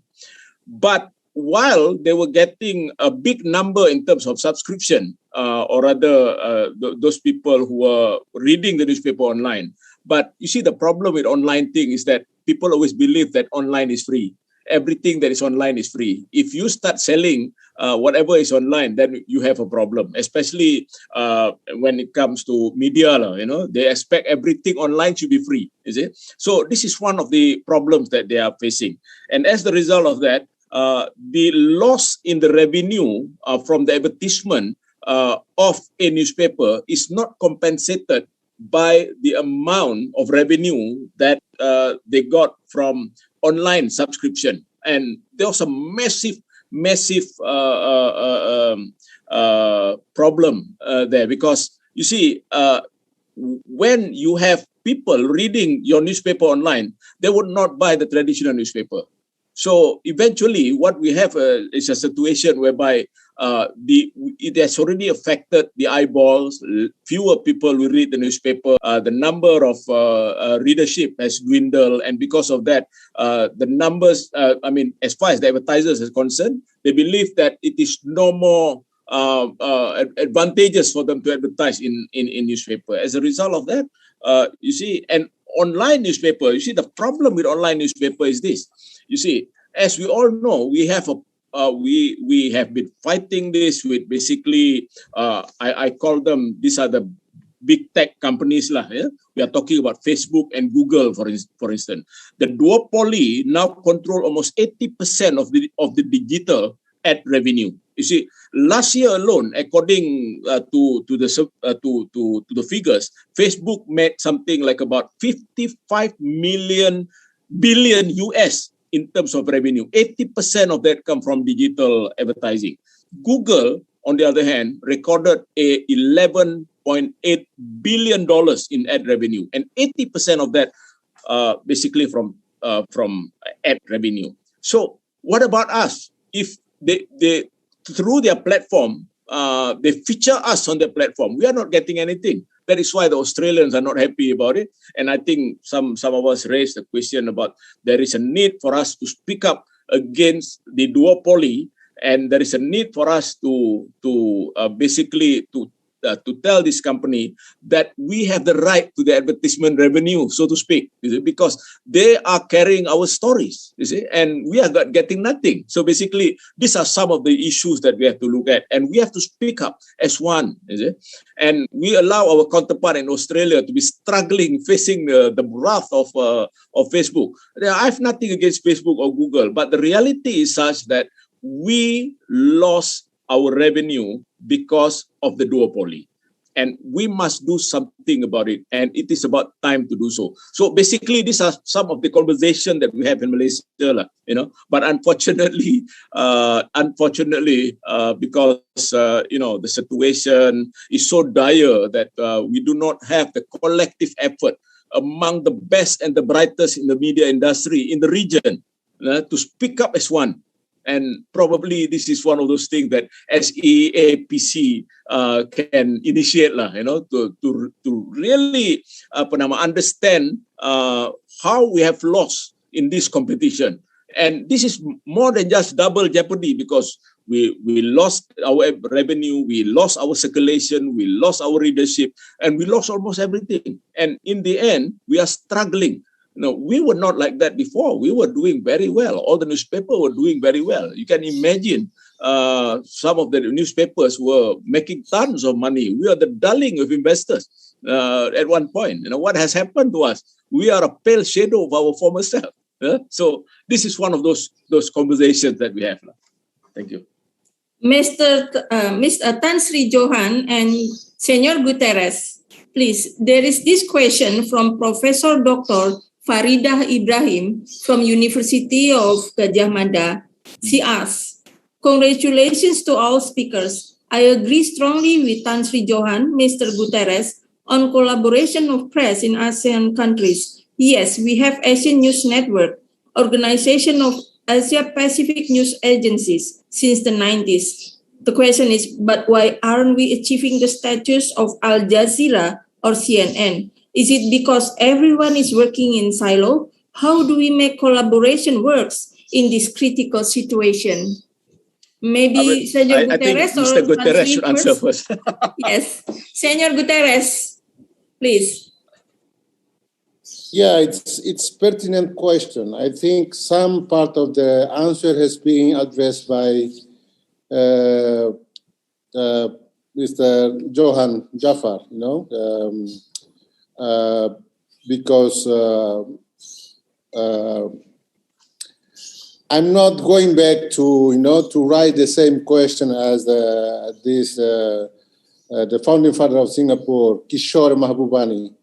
That book, the title of that book, Do Asian Think?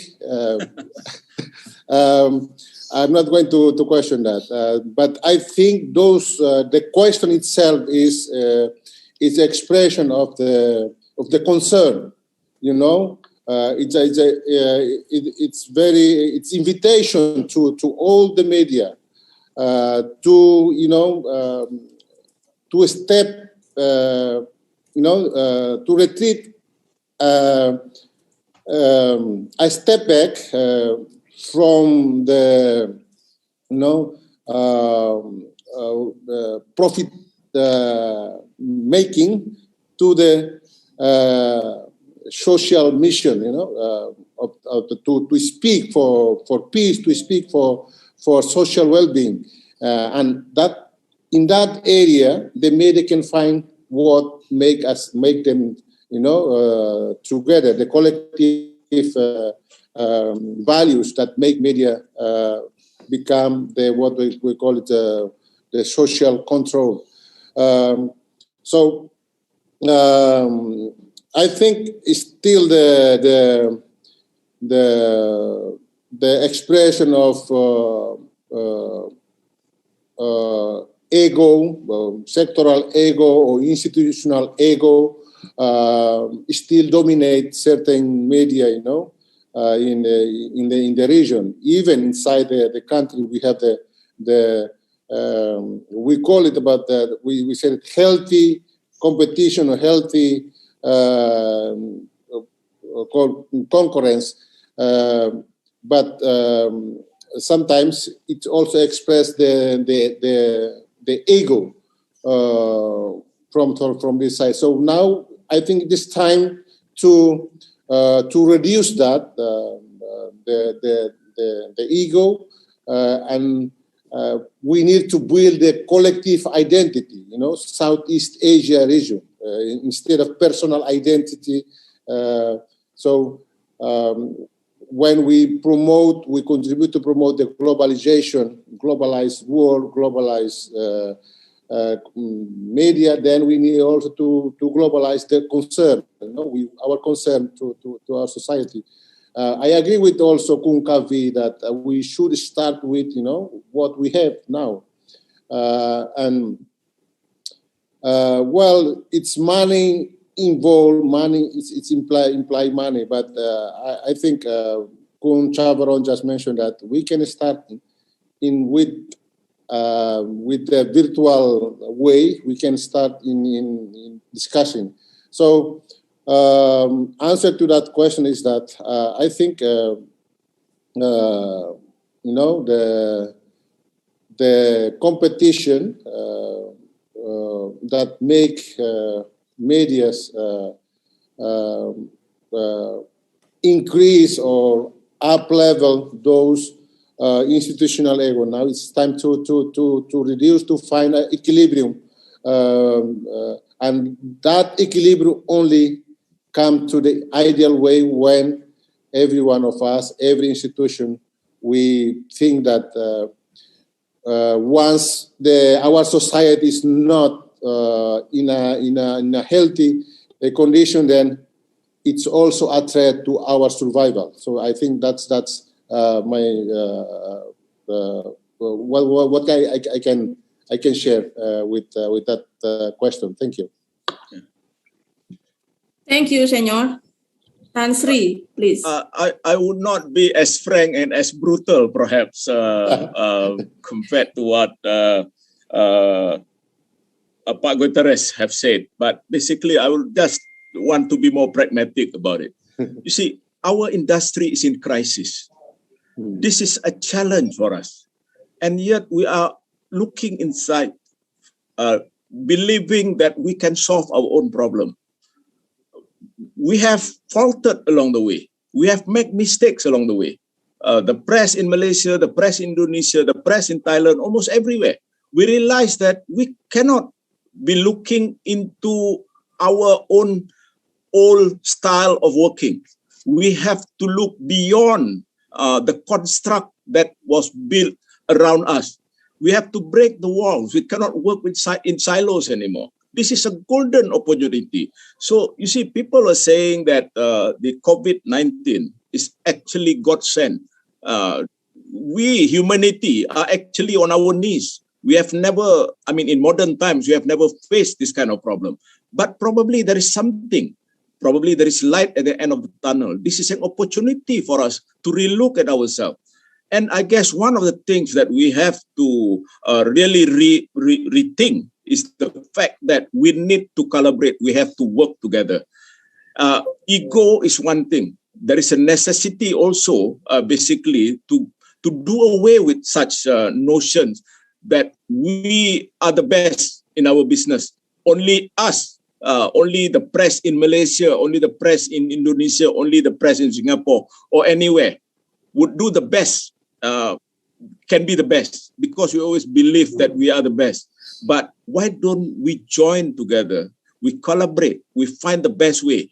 In this conference, you have people like me, people like Pak Bambang, people like Mr. Kavi.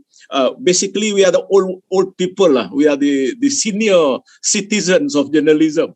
But we also have people like Pak Gutares and also Pak Nasri. So we are represented by the young and the old. This is the golden opportunity to find ways and means for us to converse, to have a better conversation, to understand each other. And this is a golden opportunity for us to find the best way. What have not worked before, whatever the attempts that we have tried to make before in order to bring all the newspaper organization together, we have failed. Probably there are many reasons for that. But why don't we relook at it? We find another way of looking at it. Because in the time of crisis, we need new solution. We need new standard. We have to set new parameters, you see, because we cannot be holding on to the old way, the traditional way of doing things, because it is not relevant anymore. We are talking about content. Everyone is talking about content. A newspaper lives on content as much as creative content industry. A newspaper lives in content, but content alone is not the solution to our problem. We need to differentiate our content. We need the differentiation. We need the curation of our content. Yes. We need the location of our content. We need a total change in the way we present our content. Somebody mentioned the very fact that we are only interested in what happened to Malaysia, for instance. Most of our newspapers are only interested on how many cases of COVID in Malaysia. We are not interested in what is happening to Singapore, what is happening to Indonesia or Thailand or Cambodia, for instance, because we are so used to living in our cocoons, basically, believing that we are in a world of our own. The Malays or the Malay the Nusantara Malays have a saying lah, hidup di bawah macam katak di bawah tempurung lah, So we are living in that kind of atmosphere. It is about time to change. I thank Puan Farida Ibrahim, I think, who pointed out this question. I think it is a wake up call for us lah. This is a golden opportunity for us to wake up and say, now is the time to find a better solution to our problem. And we can't do it alone. I remember very well, Nelson Mandela, the late Nelson Mandela used to relate this African proverb, which is a very popular African proverb. If you want to go fast, go alone. If you want to go far, go together. I think this is about going together. Thank you very much. Thank you, Tan Sri. Professor Farida, they are your answer for your question. Now I would like to give Mr. Ngayadi Sumono, who is online with the previous questions. Actually, in sense, he asked, how much is the involvement of the government of Indonesia in regulating domination of OTT global? This question is addressed to Mr. Agus Sudibyo. So, Mr. Agus Sudibyo, can you give him the response and whether it can be joined together with the collaboration, not to working in silo, as Professor Farida asked previously? Mr. Agus, okay. Thank you. Thank you, Mbak Yuni. Yes. I think in the level of political statement, my Minister of President, the Minister of Communication, and another minister is very favorable. Always give a promising statement about how to deal with global platform liability in Indonesia. For example, in the National Press Day celebration on February 9 in this year, and also last year on the National Press Day celebration, Mr. President gave a strong statement about the bad digital platform liability in Indonesia. He speak up very strong about how Google, Facebook, and another platform creating a serious problem in Indonesia. I think not only in Indonesia, in terms of disinformation spreading, divert taxation, news copyright, and also the monopoly of digital advertisement. Very strong statement. And as I told you, in Wednesday evening, we also have a meeting with the coordinator Minister of Politik, Law and National Security, Professor Mahfud MD, the minister, also give strong statement about the government support to press council and also mass media community to develop the draft of regulation, publisher right regulation, as we adopt it from Australian model. But what we need now is not only a political statement, and we need meaningful and real follow-up for my government to drafting, to set up a political process for this initiation. As you know, if we talk about global platform liability, digital platform liability, is we talk about some different regulation. We need GDPR, we need a social media law or NetDG in Germany. We need publisher right like in Europe or news media bargaining code in Australia. So I think we need to discuss, we need to starting to discuss and workshop to drafting this regulation. In the mass media field, we can starting to discuss news media bargaining code or publisher right, and we hope that in this field we can make a collaboration cross-border, Indonesia, Malaysia, Singapore, Thailand, Myanmar, and maybe also Vietnam, Cambodia, because I think in terms of disruption, in terms of imbalance relation with between publisher and digital platform, we have a quite similar problem. So why in this meeting, I think CPNet can starting to discuss, to thinking about this kind of collaboration. Thank you, Mbak Yuni. Thank you, Pak Agus. And now I would like to give the Mr. Tessa, who is already raised his hand since half an hour ago. Mr. Tessa, your question, please. Mr. Tessa. Yes, thank you very much for the opportunity. Assalamualaikum warahmatullahi wabarakatuh. My name is Tessa Mardika. I'm from Interstudy Communication College from Indonesia. I would like to ask for Mr. Nise, if Mr. Nise is still there. If not, perhaps Mr. Johan Jafar, whose statement before that this era is a newspaper sunset. And I strongly agree with Mr. Johan Jafar. Perhaps other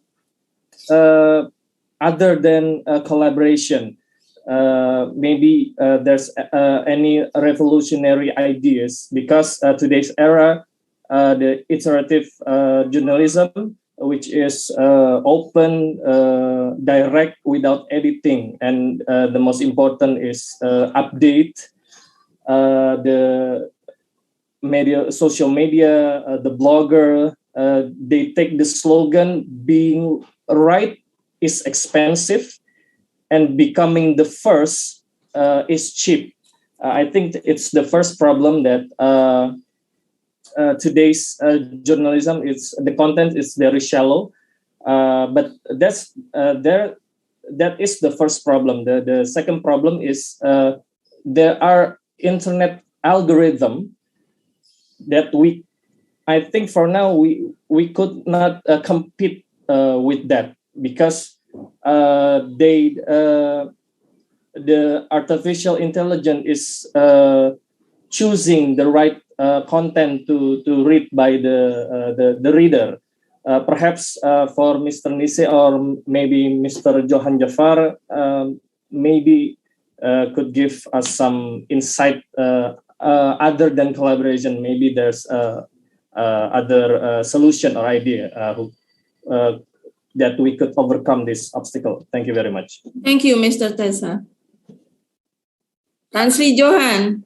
Somebody from a younger generation is asking for revolutionary methods. So let's hear from the young person first. Nasri. Thank you. Mr. Nisi. Thank you, Mr. Tessa, and thank you, Tan Sri Johan, for giving me this opportunity to answer the question.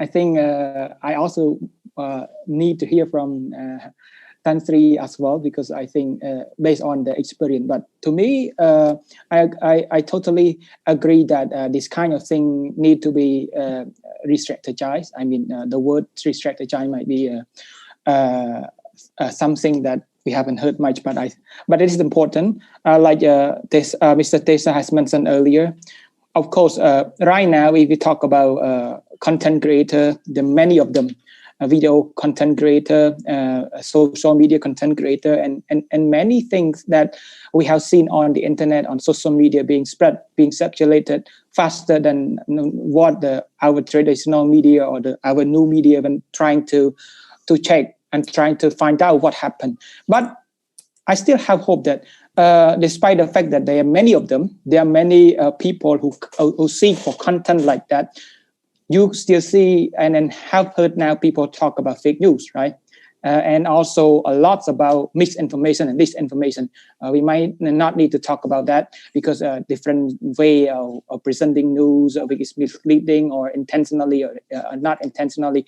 But we still hold a very high standard if you talk about journalism right now, despite the fact that we have been transforming from traditional ones to the more convenience in distributing through digital platform. We still hold, like I mentioned earlier, a standard of reporting, fact-checking, verification, and so on. There are a lot of things that we have been doing is the standard, and those people cannot compete. I mean, when it comes to seeking reliable and also trustworthy information. So if the information, that of course the revolutionary, you see people are seeking information, but at the same time they also seek big platform, they can get trustworthy information and also reliable one. This is the things that professional journalism, professional journalists, professional media organizations still hold upper hand in this, and we still relevant in providing information. And the solution is how we can strengthen our collaboration again amongst our team, amongst our partner in the region, how we can improve this. For example, like verification platform. You want to know what happened in Indonesia, in Malaysia, in Singapore, or in Myanmar, and so on. So how can we create this kind of platform to be in a larger scale and so on? So that's the big source of information, trustworthy, very professional, and that is the future of the information that people are looking for. We also talk about of course, when society develop, more people are understanding that they not just need information that quick, but a quality information, a very good quality information already actually present everything that I want to say. So they are seeking for that. In short, no matter how this kind of platform have been transformed in the upcoming decade, all people still seek for information that are important to them. Just like food, you are selective. You tend to find information that don't cause any harm to their health. Just like I mentioned earlier, like food. So people would still stick to that. They can, of course, they still need the information from social media, but we are the one who make the information trustworthy enough, good enough for them to consume on a daily basis. That's what I want to say, and I still think that this should be the point. And the upcoming work for us is in how we can find a way to strengthen our mechanism in verifications and creating some sort of quality and good enough to be good enough for our reader to consume. That's my point of view, but it touch upon more the process of reporting itself, rather than just what kind of specific mechanism that we need to deal with this. I am looking forward to hear more from our senior Tan Sri Johan Chapa. Thank you so much. Thank you, Mr. Nise. Tan Sri. Yeah. First of all, Mr. Pak Tessa, thank you for the most frightening question. That is really something that we should be thinking about. Yes, it is cheap to get to there first. It is difficult to ensure that we come out last, but with truth and credibility. Okay, we understand that. And I thank you. I would like to thank Mr. Nasali for representing the younger generation of journalists in this group. I think what needs to be said has been said by him. We talk about the issue of credibility. We talk about the issue of integrity as far as reporting is concerned. I think all that has been said. But there is only two things that I would like to raise here. Number one is, of course, we have to relook at the business model of a media company. You see, take the example of a company that I used to work with, Media Prima. It is the only integrated media company in Malaysia and perhaps in the region. We are not interested in anything else. We have a newspaper group, we have television, we have 3 radio network, we have outdoor advertising. Basically, all media platform under one roof. That is the whole philosophy of the company that I used to work with, that is Media Prima PLC, you see. And even that did not save us when the digital onslaught, when the social media onslaught came in, and we were also badly affected like any other companies. I believe that we should relook at our business model. All media company must relook at their business model. It cannot be the old ways of doing things. It cannot be the old business model.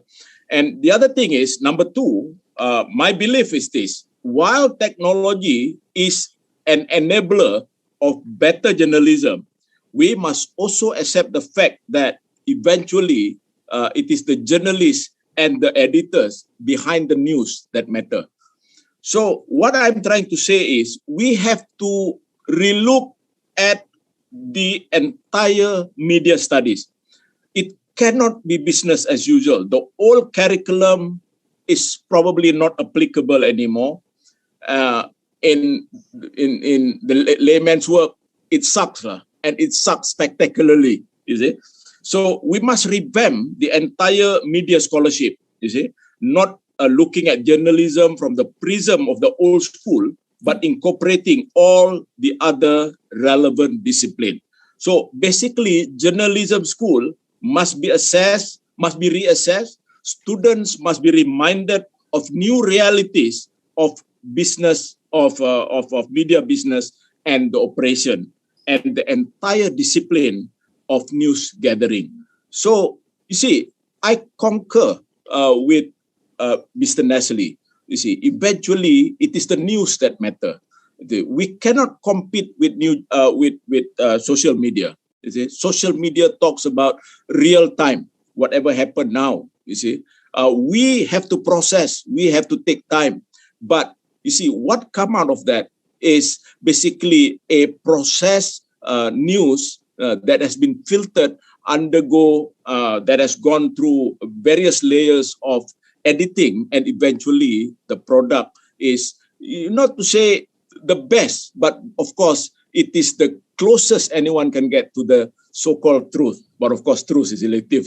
So basically, these are the two things that I would like to remind, and I would like to share with Mr. Tessa, other than a very brilliant assessment of the need of the newsroom in terms of credibility, in terms of integrity, and the professionalism that should be put forth, as being pointed out by Mr. Nestle. Thank you. Thank you, Mr. Johan. Can I add something into that? Of course, Mr. Bambang. Yeah. Thank you. I'm very interested, as Tan Sri Johan Jafar mentioned. I think we should go even one more step abroad, and I would like specifically to talk about the role of the Southeast Asia Press Council. I think if the Southeast Asia Press Council could just do, the first priority is to have a Southeast Asia code of journalism that is applied to all Southeast Asia region. Yeah, you can have your own for your country, but at least there is one that applies to all regions. And then the second one, since the media or the press is actually the business of trust, and if we want to look at what is the business that of trust that is the richest, is the banking system, right? So I think the role of the press council in this analog would be like the central bank, where you are actually what we call it, the traffic policeman. Not traffic policeman, but we call it in the banking system, central bank, where you check whether the check has money or not. We call it what do you call it? Verification. Regulator. Yeah, not really regulator, but where a place, you know, the central bank check, right? Money check from this bank has no money actually, so you rejected it. Clearinghouse, we call it clearinghouse. Clearinghouse. So it should be a clearinghouse of information, right? Settlement. So if we look at the press, the media business industry as a bank, yeah, but instead of money, there's actually the trust of the people. Then of course you have to provide also the tool of news audit based on code of ethics. So I think the industry should also create a new profession of what we call the news auditors. Just like Pricewaterhouse used to audit each company, right? But instead of auditing the money or the money flow, it's auditing the what you call it, compliant to the code of ethics. And I think it should be voluntary, but it also be like, then you are given a mark. Let's say Prima group, okay, and other group maybe 4, so, but there is a limit where then you just like in auditing, you call that no, what you call it, no comment or something like that, which basically I don't I can't vouch for the credibility of this institution. And then if you are using an IT technology like what is being used in NewsGuard, I think the Wall Street Journal and the Economist is using this program where the NewsGuard basically provide a service of auditing all these media, and then they are working with the Chrome. So if you use Chrome, then you use to the website, and it gives you a color code. If blue, it's a good quality. If something like color code. So I think if in ASEAN we can create the ASEAN Press Council can create this NewsGuard for our area, yeah.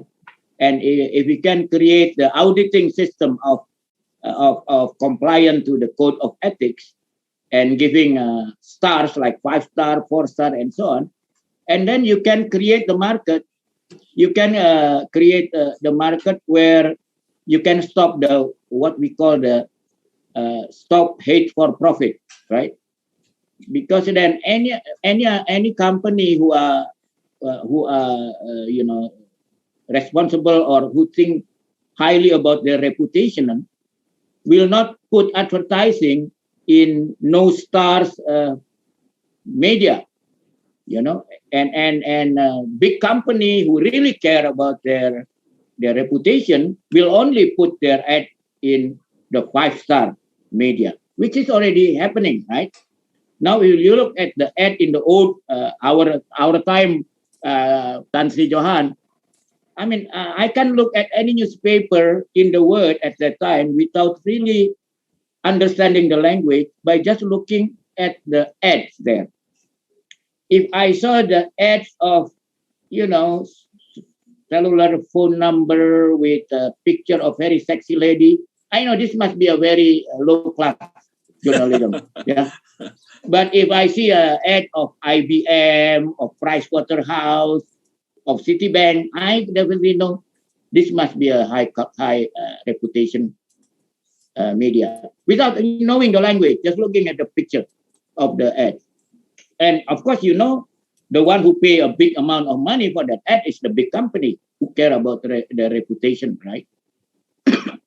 So I think if let's say within a year from now, the Southeast Asia Press Council could just agree on what we call Southeast Asia Journalism Code of Ethics, and then the third year we start training the auditors, maybe working with universities. So journalism universities also has, more jobs for their future graduates. We create a new ecosystem, which is a trust business. A trust business needs verification. So verification should be part of it. So you might choose to become a journalist, or you might choose to become a news auditor. Maybe a news auditor is a former journalist also. Kind of like building a wall between news that you can trust and you cannot trust, or you have trust. And then you can push the company who want to be associated with high trust. You can only play in high trust fund. You cannot throw your money in low trust fund, because that means you are also low trust. So we have to play on this business model, I think. I don't know, Tan Sri, I hope you agree with this idea. Thank you. Okay, but unfortunately, Tan Sri, the time is up. I already got warned by Mr. Asep Setiawan to end the question and answer session. I would like to apologize for three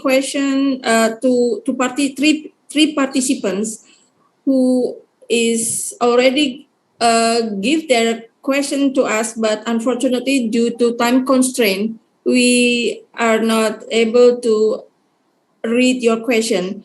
They are from Mrs. Christiana Chelsea Chan and from Mr. Wahyu Diatmika and Mr. Aat Surya Safat. But Mr. Aat Surya Safat is already answered by Mrs. Juni Lau from the in the chat column. So I hope we can still have a network among us after this seminar is ending. So thank you for all participants and panelists who already question and answer in this session.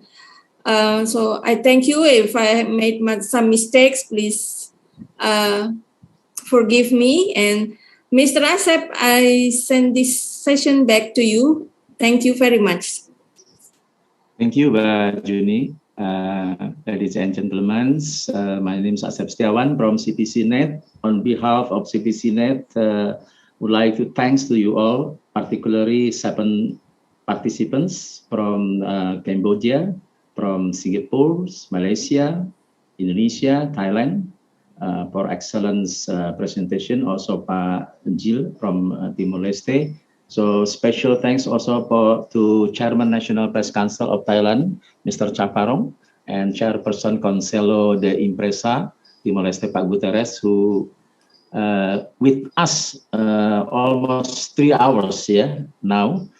So this is a very good opportunity also to read some of the highlights. Pak Bambang has a lot of ideas how to SEAPC.net can do for media in Southeast Asia, but let's see the 3 points. For examples, this is a recommendation for SEAPC.net to set up a small team to discuss and collaborate in addressing digital ecosystem. This is can discuss in SEAPC.net internally and will deliver to you in the future. And Pak Johan Jafar for Malaysia remind us of the potential of millennials due to the digital platform is now domination, not only in content distribution, but only contents creation. So this is challenging for media within the region. And Ms. John Ni remind us on digital strategy of media within the region. And the very interesting point, as Ms. John is rise about the partnership with digital brands. Yeah, this is the good idea, and also partnership with tech brands. This is the ideas can elaborate with the media within the region. And please allow me also to remind us and a little bit promotion that SEAPC.net is Southeast Asia Press Council Network. This is the Association of Press Council and Media Councils, similar. And we are open for regular membership. That is the Media Council across the region. And we would like to invite all of the countries. And also we would like to invite the media organization and institution who support for media professionals to become the associate member to build the media, what's so-called media Southeast Asia. Thank you very much again to the speaker, participants, press council members across the region, media person, journalists, and public for attending the seminar. So the last message is stay healthy and goodbye for you all. Thank you very much. Thank you. Terima kasih. Terima kasih. Thank you. Thank you. Thank you. Stay healthy. Makasih. Good program. Thank you. Thank you very Southeast Asia much. Press Council.